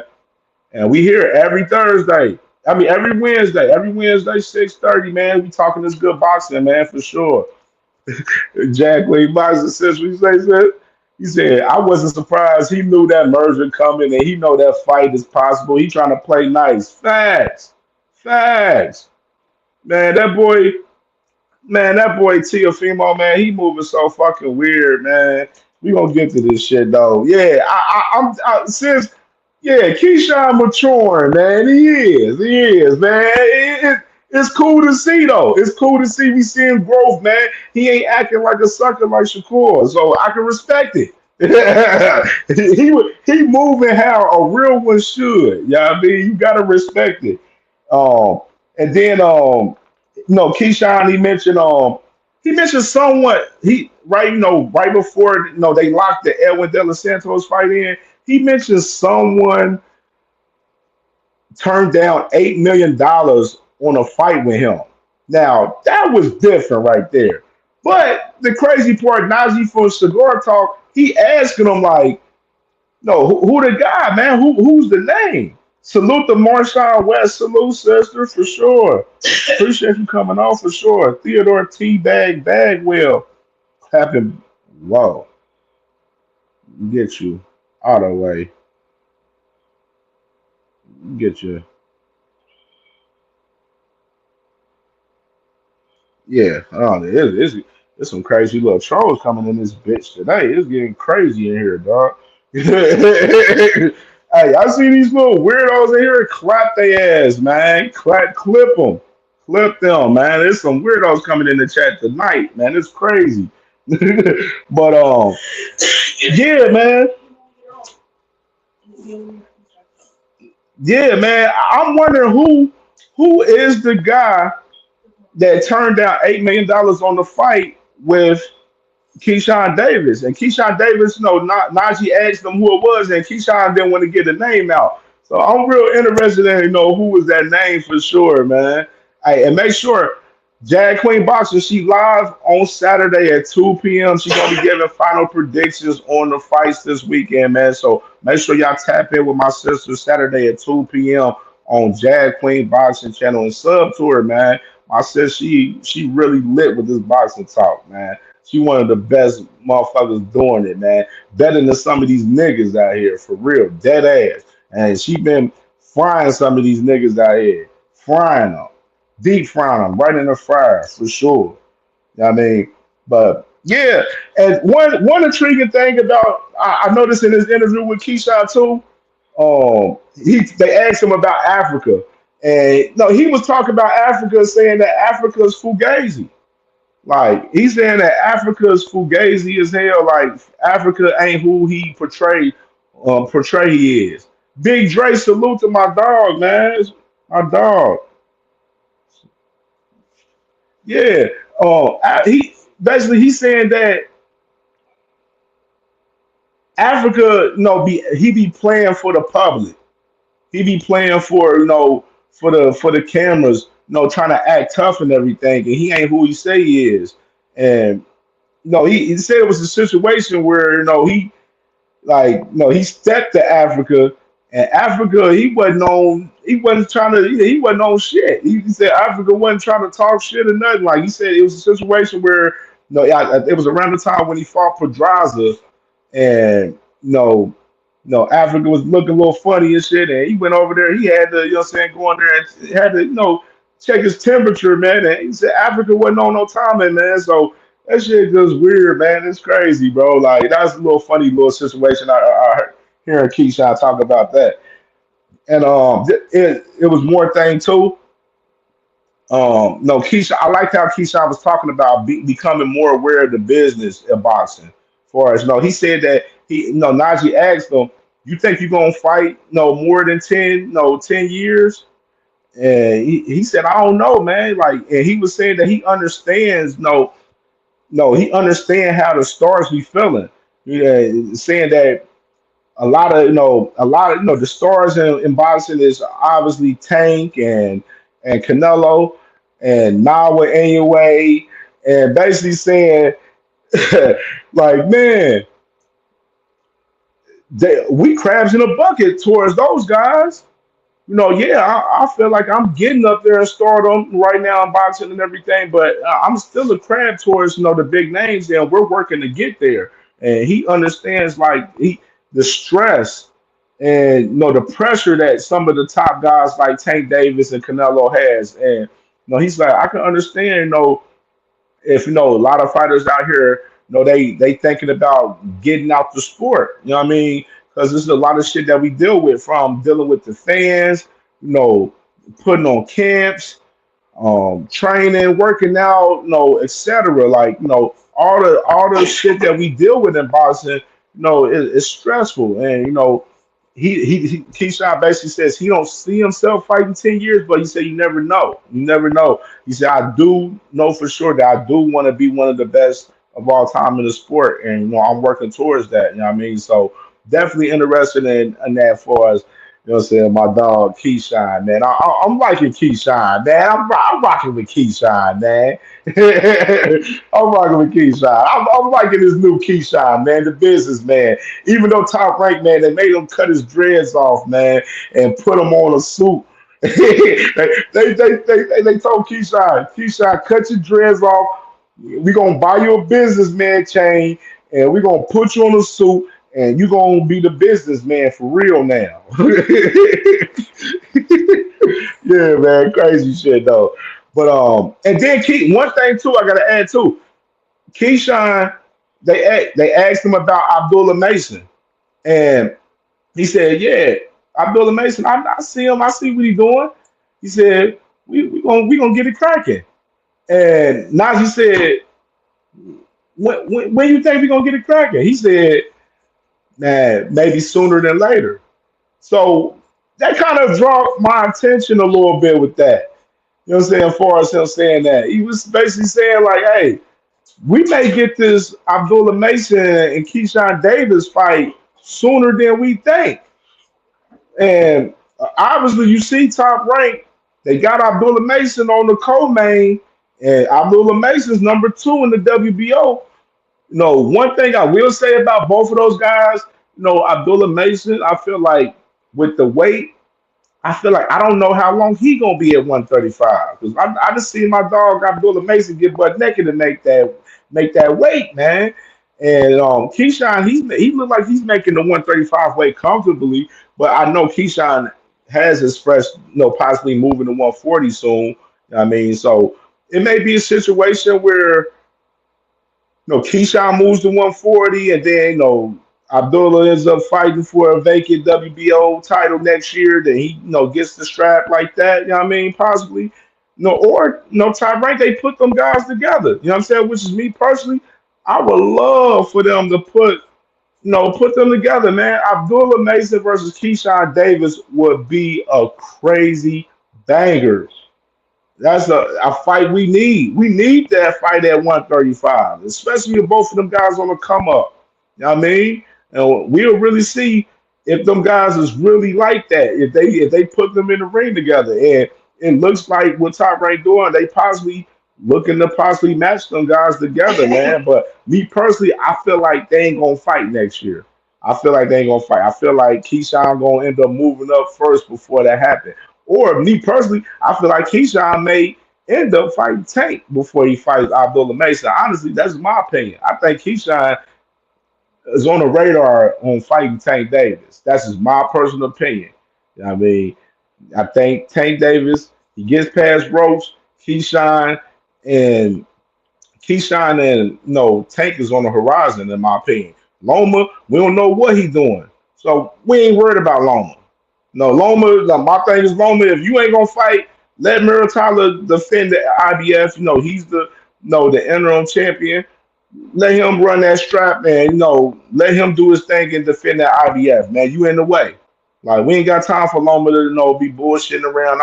I done heard a story about Loma reportedly, selling his house in LA and everything, shit like that. So I don't know, man. We need to see something. We need to see. Hey, salute to Andre Pitts, my boy Big Drake. Man, salute on the $2 holler, man, for sure, brother. For sure. Appreciate you. Yeah, man. Now let's get to the nitty gritty, man. What we here for, man. Can't wait to see Keyshawn Davis and Abdullah get it cracking Saturday. And we're gonna be talking more on the fights Friday night when we go live with the Roundtable Show Friday night. So, all right, man, let's get it out of the way. Teofimo Lopez, let's get him the fuck out of boxing, please. It's time to get Teofimo Lopez out of boxing. Like, it's time. Like, what are we doing with Teofimo Lopez? All right, Teofimo Lopez all last week was saying Boost Ennis ducked him. But then you get reports over the last 48 hours that Teofimo Lopez and Devin Haney was closing in on negotiations to fight each other. But then within 12 hours of that, the fight's off. Negotiations off. So you got Devin, he in there basically saying, Devin said, oh, the fight with Tio is not signed. I signed my part, and Tio has been stalling. As of today, he has decided he doesn't want to fight me because he is officially the biggest duck. Then he gonna say, I wanted to fight at 147. He wanted to fight at 140. We negotiated to meet at 145, even though he was willing to fight Boots at 147.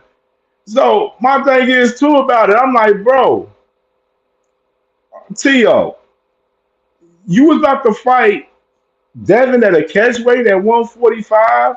Then Devin saying that you wanted to fight him at 140, but then you saying Boots didn't want to fight you at 147. The math ain't napping, bro. Like it may be. I gotta point that out, bro. He ducking Haney out of all people, bro. Like for what? What? And this is the question I asked my guys in my chat earlier, bro. I was like, what does Devin Haney do for Teofimo Lopez to be scared of? Like, I'm really asking that question because I don't know what that is, what's that about. Like, Devin Haney don't do anything for Teofimo to be scared of. So why are you ducking this fight? And then this is my thing too. Teofimo Lopez said on Punch Drunk Boxing when he was getting interviewed by Punch Drunk on his channel a couple of nights ago that they was trying to give him 11 million to fight Devin Haney. All right, so they're supposed to give you 11 million to fight Devin Haney, and you on record saying that you ain't never made over $1 million in a fight, but you turning down 11 million on fighting Devin Haney, a guy that you definitely can fucking beat. Like, come on. Like, this is the clown shit right here that I'm talking about. Teofimo, he didn't want to fight Boost for real. You know what I'm saying? All that Boost talk was all smoke and mirrors. You know, Boost, how can Boost duck Teofimo Lopez, bro? Teofimo ain't even campaigning at 147. Can't duck somebody that's not in your weight class. So that whole narrative is out of the fucking way right there. You know what I'm saying? He was capping on the Boots shit because he didn't want the Boots fight at all. He was capping the whole damn time. Like, I'm not a believer in this fucking fraud Teofimo Lopez. This is the reason why I say we need to get him the fuck out of boxing. If he gonna be on racist timing, talk about where the niggas at, and then gonna try to switch it up talking about where the liquor at, but then he's the same guy that said, I don't smoke, I don't drink or anything. Like, I don't know what to believe out of Teofimo Lopez. He's a habitual fucking liar, and he's a fucking fraud, and he's a clown. And if he's not going to fight any of these guys, then what do we need him for in boxing? All the promoters should just starve his ass out and leave him alone. Let him find another profession. He ain't needed in boxing. If he ain't going to take the fights that's given upon him, like Devin, he done dug Devin Haney twice at 135. Then Devin Haney turned around this year when Top Rank offered Devin Haney a Teofimo Lopez fight, and Devin Haney, they declined the fight because they didn't want to sell pay-per-view with Teofimo Lopez because they felt that they wasn't able to sell over 100,000 pay-per-view buys with Teofimo Lopez because the Teofimo Lopez hasn't never been on pay-per-view. Like, come on. And now you got these negotiations right here. And all out in public, like always, like all the turkey fights. All the turkey fights is negotiated in public. They're never behind the scenes for real, which is dumb as hell. That's why a lot of this shit don't be manifesting for real. I mean, like shit be looking real bad. And this is just a whole nother situation. Facts 2 says Teofimo is one of the biggest fucking cappers and biggest frauds out here. And then Teofimo's response to not fighting Devin, him saying talking about 48 laws of power, and talk about instead of facing a ballerina for 12 rounds, I watched ballerina movie instead. Thank you, Lionsgate, for the exclusive screen and hookup, a fantastic film in the John Wick movie franchise. Like this dude, he is he is fucking fried.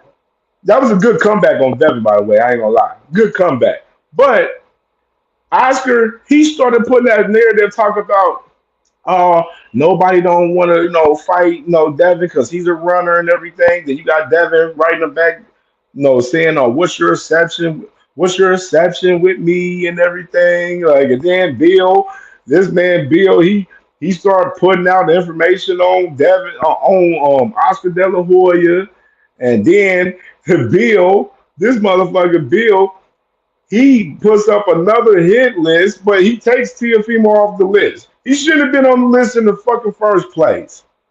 Should have been on the damn list. The first person that should have been on that Devin Haney hit list should have been Ryan fucking Garcia. Why isn't Ryan Garcia number 1 on Devin's duck cap ass fraud list? I want to know. Teofimo ducking Devin 3 times is fucking insane to me, especially after seeing Devin's last performance where he was definitely on skates the whole fight. Like, that's why I asked. I was like, bro, what does Devin do to make Teofimo scared of him? I'm really asking that question because I want to know. The Devin fans can't even answer the damn question. You ask them any question, the motherfuckers don't answer. They go around deflecting and all of that shit. Just on some weird shit. Teofimo should have no place in boxing if he gonna duck fights from Devin Haney, not fight Boots Ennis, not fight Africa, fight all these other fights and stuff that being brought to his table. Like Keyshawn Davis, they go Turkey Al-Sheikh. You heard what I said earlier about Keyshawn Davis meeting up with Turkey Al-Sheikh. They trying to put the fight on with Turkey Al-Sheikh. I mean with T.O. and Keyshawn. And this man Keyshawn, he said this man Teofimo, he talking about Boots. He didn't even want to talk about fighting me. And Boots at 147. I'm like, damn, I would think this nigga would want to take the fight with me more than take the fight with Boots Ennis. Yeah, bro, that's why I said Teofimo's a fucking fraud. He's a fraud. And we in boxing, the fans, the promoters, we need to starve his ass out, man. He should not get no more bread. If he ain't gonna fight none of these guys, Teofimo should not get no more bread in boxing. Let his bitch ass find another profession. This ain't for him if he ain't going to fight the best guys that's out here. He's wasting boxing time. Teofimo Lopez needs to get the fuck out of boxing, and that's what I'm campaigning for right now as far as Teofimo Lopez. Don't give him no fights. Don't give his ass a tune-up. Don't let him fight a bum. Don't let him fight nobody. Let his ass fight Bud Light.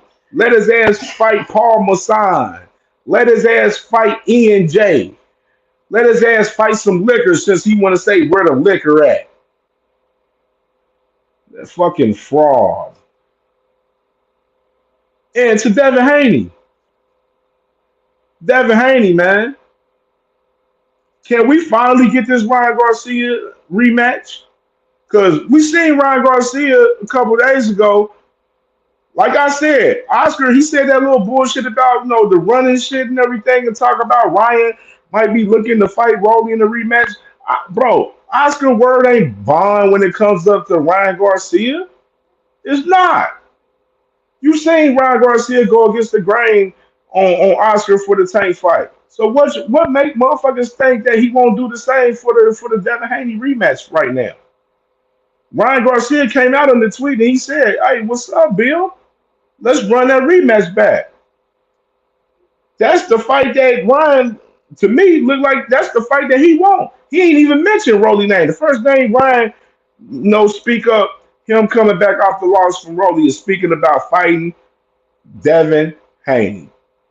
While we got Devin Haney pushing to fight Teofimo Lopez out here, a guy that right now he's not in the greatest graces in boxing right now, obviously, because right now we're advocating for Teofimo to get the fuck out of here. So my question to the Devin Haney fans: let's push for. Why y'all not pushing for Devin to fight Ryan right now? That's what I want to know. I want to see Devin fight Ryan in this rematch. They both put on shit show performances, even though Ryan lost.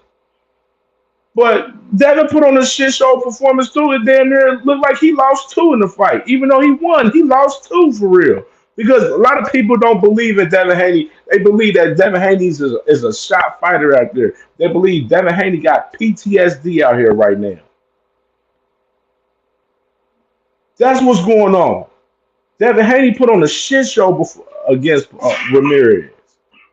And we expecting this man just to be in rare form like he was fighting Regis Prograis in his next fight? No. It's a lot of problems that got to get solved.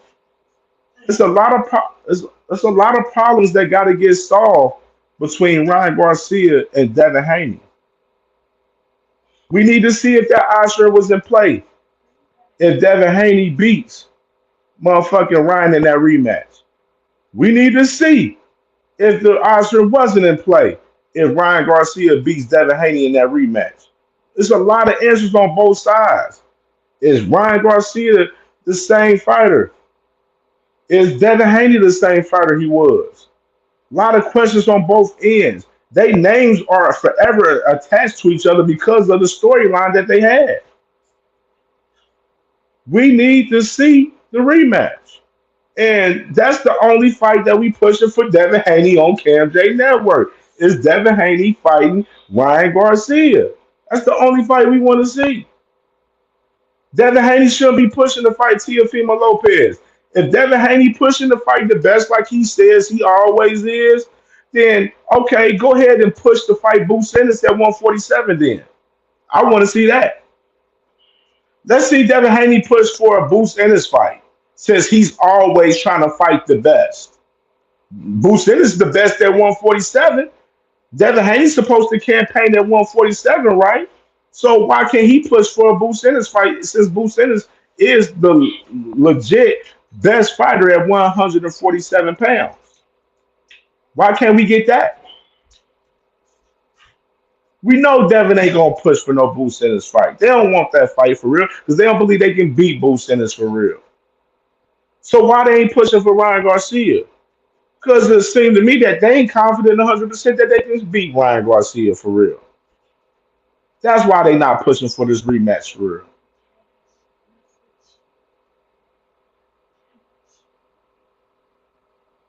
Uh,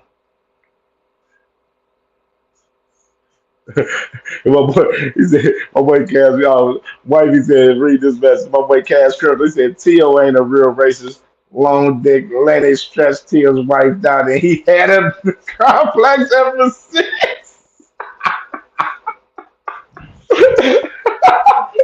And that was crazy. Cass Kirk know my brother. He be cooking. Hey, man. Yeah, man. Like I said, man, the only fight we pushing, Devin Haney, Ryan Garcia rematch. I don't see why they ain't trying to make this fight happen. Oscar, he trying to stir away from the fight. Ain't no reason for you, Oscar, to stir away from the fight. Ryan Garcia, give Ryan Garcia what he want. If he want to fight motherfucking Devin Haney next, let him fight him. I seen what Oscar said. Like I said earlier in the show when we first started, Oscar he had a tweet saying that he think Ryan Garcia after his wrist injury, his wrist surgery, he thinks that Ryan Garcia should take a year off. Why would you advise Ryan Garcia to take a year off after he was just suspended for a whole fucking year? He already took a year off. No, Ryan Garcia said after my 6 weeks of no healing my wrist, I'm gonna get back in there, get back to work, and we looking for the next fight. So that's what Oscar should be pushing for. You should be about what the fighter wants, not what you want. Like it's making me not want to listen to anything Oscar say pertaining to Ryan Garcia and Devin Haney fight because he's trying to push Ryan Garcia away from the fight. You got Bill Haney pushing Devin away from the rematch with Ryan as well too, trying to have him fight Teofimo Lopez. Now you got Honor Barboza calling Devin out, Blair Cobbs calling Devin out. Them guys, they think motherfucking Devin fool. They think Devin fool for real. My boy Big Dre. He said Ryan would do what he wants. He loves to do this to Oscar. Facts, bro. That's what I was like. That's what I was saying. I'm like, Ryan controls his own career. Like he controls his career. He ain't worried about what Oscar. Oscar better fall in line with what Ryan got going. Because Ryan, he the biggest star for Golden Boy. He the cash cow for Golden Boy. So Oscar should be doing whatever the fuck Ryan want to do. Shouldn't even be no discussion. Shouldn't even be no discussion in it. So let me ask y'all, what do y'all think the next fights for Devin Haney and Ryan Garcia should be? You know what I mean? Should they fight other guys again and then try to meet up for the rematch? Or should they fight right away? I don't even understand, and this goes back to what I was saying too for us the loss shit. Like I said, just because you lost the fight don't mean you gonna lose the next one. So you lose a fight, motherfucker, go ahead and put that guy back in there with another guy. You know what I'm saying? He may beat that motherfucker. Ryan Garcia, yes, he lost to Rolly Romero, but it's not to say that he would lose the damn fucking Devin Haney, especially how Devin Haney looked. Devin Haney didn't want to throw his fucking hands in his last fight with a washed up ass Jose Ramirez. So what we talking about? Like all the Haney fans, they don't want what's best for Devin Haney. And I noticed that shit. But Jag Queen, that's because I never thought they wanted to run that back, if we being honest. For real. For real. Facts. Big Drake. Haney Garcia is the only fight they both should make. Facts, bro. Facts plus tax. Like it's the only fight that's reasonable for both. They need each other more than anything right now. More than anything. The biggest money fight that they gonna get right now between each other is fighting each other. Is fighting each other. That's what it is right now. And people not understanding that shit. Salute to Marshawn West for the $10 holla. I appreciate you, sister. Appreciate you for sure. Appreciate you. Honey Garcia is the only fight we should be pushing for those two. The only fight. And the Haney fans, they acting scared for the fight. Like, oh man, we want Tio. All right, Tio fight is off the table now. So who y'all want now? like who y'all want now? Who y'all gonna fight? Blair Cobbs? You know what I'm saying? Like who y'all gonna fight? Yeah, y'all fighting that catch weight. Y'all ain't even at 147. Like how Devin Haney, the number one contender for the WBC, and he ain't even campaigning at 147 technically. This motherfucker still fighting that light welterweight. Like he made up his own fucking weight class out this bitch. Just like he said in that interview that he had with Ariel Helwani right after the Ryan Garcia fight, where he said, I don't care about weight classes. I'm going to fight wherever the fuck I want to fight at. That's what Devin Haney said. Go back and check out the interview. Devin Haney is literally doing that right now in real time. And he ain't even fighting in 147. He ain't even fighting in a legitimate weight class right now. But do you know if he fight Ryan Garcia in that rematch, you know that rematch gonna be at 147, so he better suit up and boot up and get ready to fight at 147. Cause the shit gonna be slow. Cause he ain't the A side fighting Ryan Garcia. And Devin Haney is not the A side in a lot of these fights that's going on currently that he been, you know what I'm saying, putting on.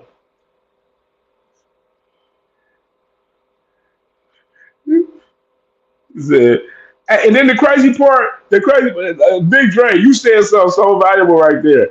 Even with that fight though, with Devin and Ryan, it wasn't no guarantee that Devin was gonna beat Teofimo anyway, too. You know what I'm saying? It really wasn't no guarantee. Like I wanted, if anybody gonna, if it's all right, this is what I'm gonna say this about Tio. If y'all gonna have somebody fight Teofimo Lopez bitch ass, let it be somebody that's gonna punish that man. Let it be somebody that's gonna put belt to ass and really dog walk him. It gotta be somebody that's gonna put that pain on him. It can't be nobody that's gonna be in that bitch pity patting with him. We don't got time for no pity pat party in a fight with Teofimo Lopez. We want to see his blood on a fucking canvas. We want to see his head on a platter out there. That's what we want to see.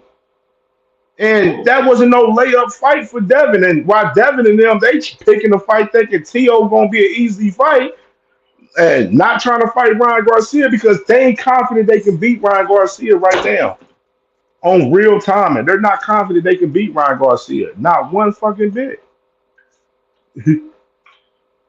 One side West, Devin, the new catchweight king. Yeah, talk all that shit about Tank fighting that catchweights and everything. And he's literally doing it in real time right now. Like that's why I said you can't really believe a lot of shit that these Haneys be saying. Them Haneys be some fucking suckers. They be some real cappers over there. He is. Haney Haney fans taking credit for Rolly's work, and that's the nasty part about that shit. Like y'all taking credit for Rolly work, really? Like that's Rolly work. That ain't no motherfucking that that that's Rolly work. That ain't that going Devin Haney work. They got to solve that problem with Ryan. They can't beat Ryan. Ryan beat y'all last year. Y'all got to prove that y'all can beat them. Y'all can't fucking take Rolly's work in consideration for y'all. That niggas up there celebrating that bullshit too, like some cornballs.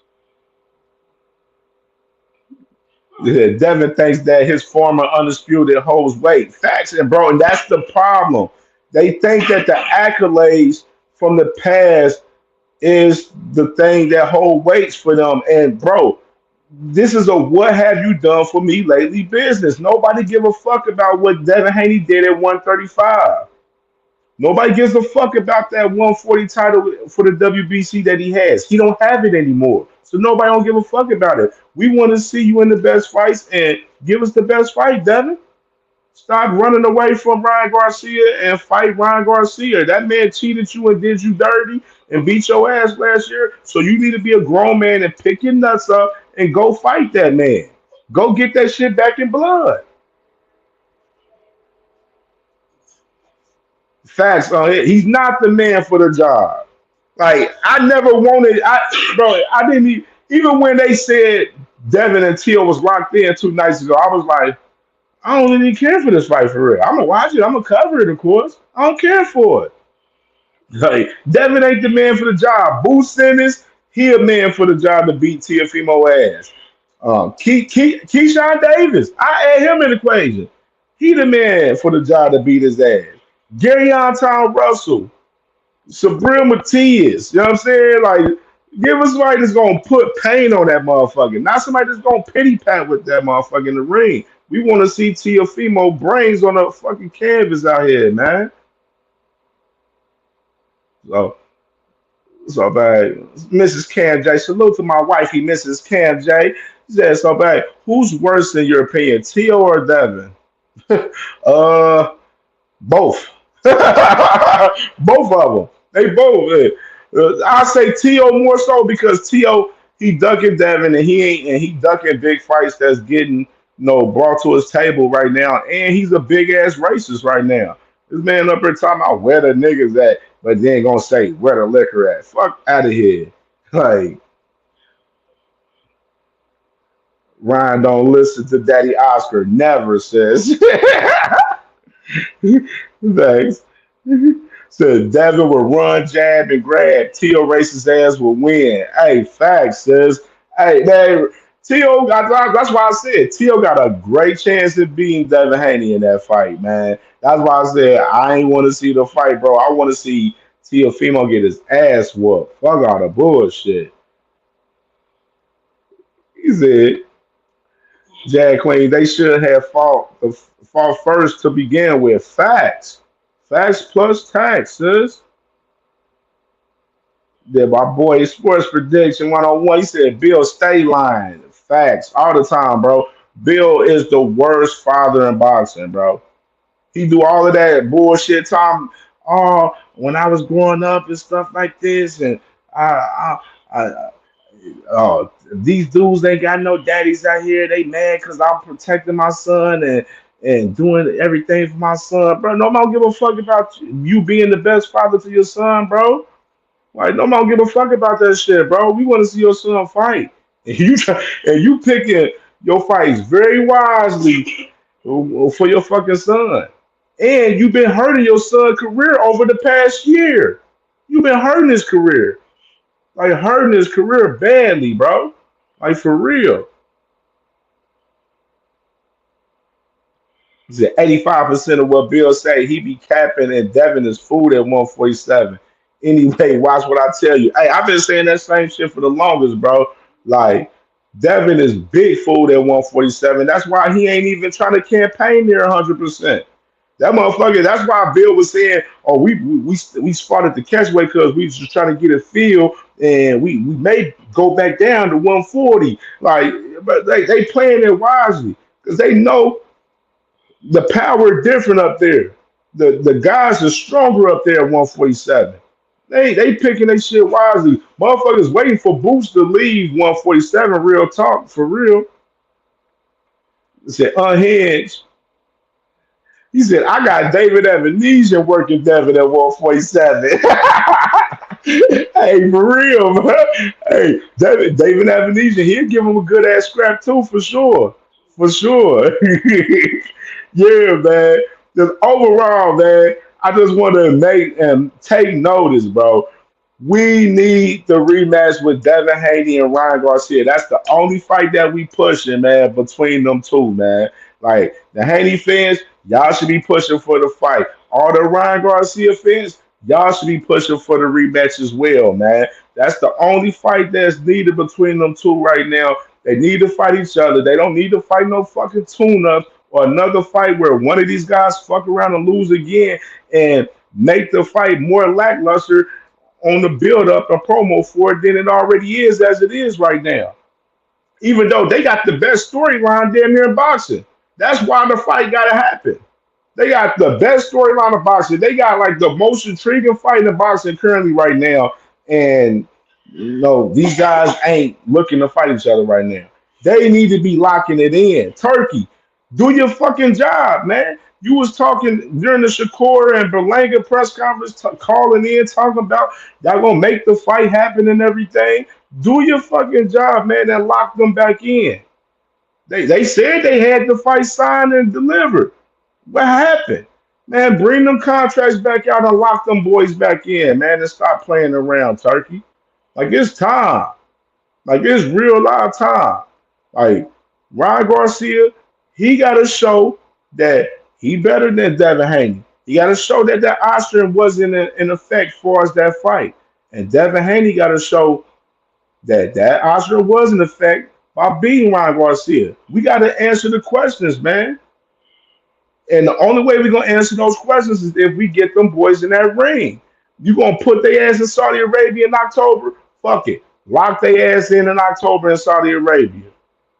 You want to put them in September Whatever date it is, lock them boys in before 2025, man. We got to see that rematch with Ryan Garcia versus Devin Haney, man. And salute to everybody, man, tuning in tonight, man, for sure, man. You know, this was a great show, man. I appreciate, Marshawn West, my boy Big Dre, Jag Queen Boxing, Sports Prediction 101, Unhinged, you know what I mean, Cash Crypto, Crucial Content, BVO, all my people that tuned in. And for sure, can't forget Mrs. Cam J. You know what I mean? Gotta salute to my baby, Mrs. Cam J, the wifey, man, for sure, man. Wouldn't be the way that I am right now, the better man that I am without the wifey. You know what I'm saying? But you already know my dog KO. He live tonight. Knockout Boxing 86 TV. Go ahead and tap in with my dog. He about to go on for sure. Everybody, make sure y'all subscribe if y'all watch this on the playback. Like and comment on the playback for sure. Give me your opinions on the topics we covered tonight for sure, and we'll be back live Friday night. I would say about 8:30. I'll let y'all know on the community, you know what I'm saying, on the channel for us what time we'll be live. But we definitely will be live Friday with the Sorry But Not Sorry Boxing Roundtable. We're gonna do the predictions for the fights. You know what I mean? We're gonna open the panel up. We're gonna get people on there chopping it up Friday night, man. So we're gonna cook up for sure Friday night, man. But for sure, subscribe to CamJNetwork, man. We working. We got hella content on the way. Heavy for real on the boxing side and on all sports too. We talk football, we talk basketball. You know what I'm saying? I've been doing some crazy shit, so we working over here, man, for sure, man. So everybody tap in with your boy and salute to everybody, man. Appreciate y'all, man. Sub up to the channel if you ain't subbed up. Sub up to my family that I all mentioned throughout the show, man. And we are out of here.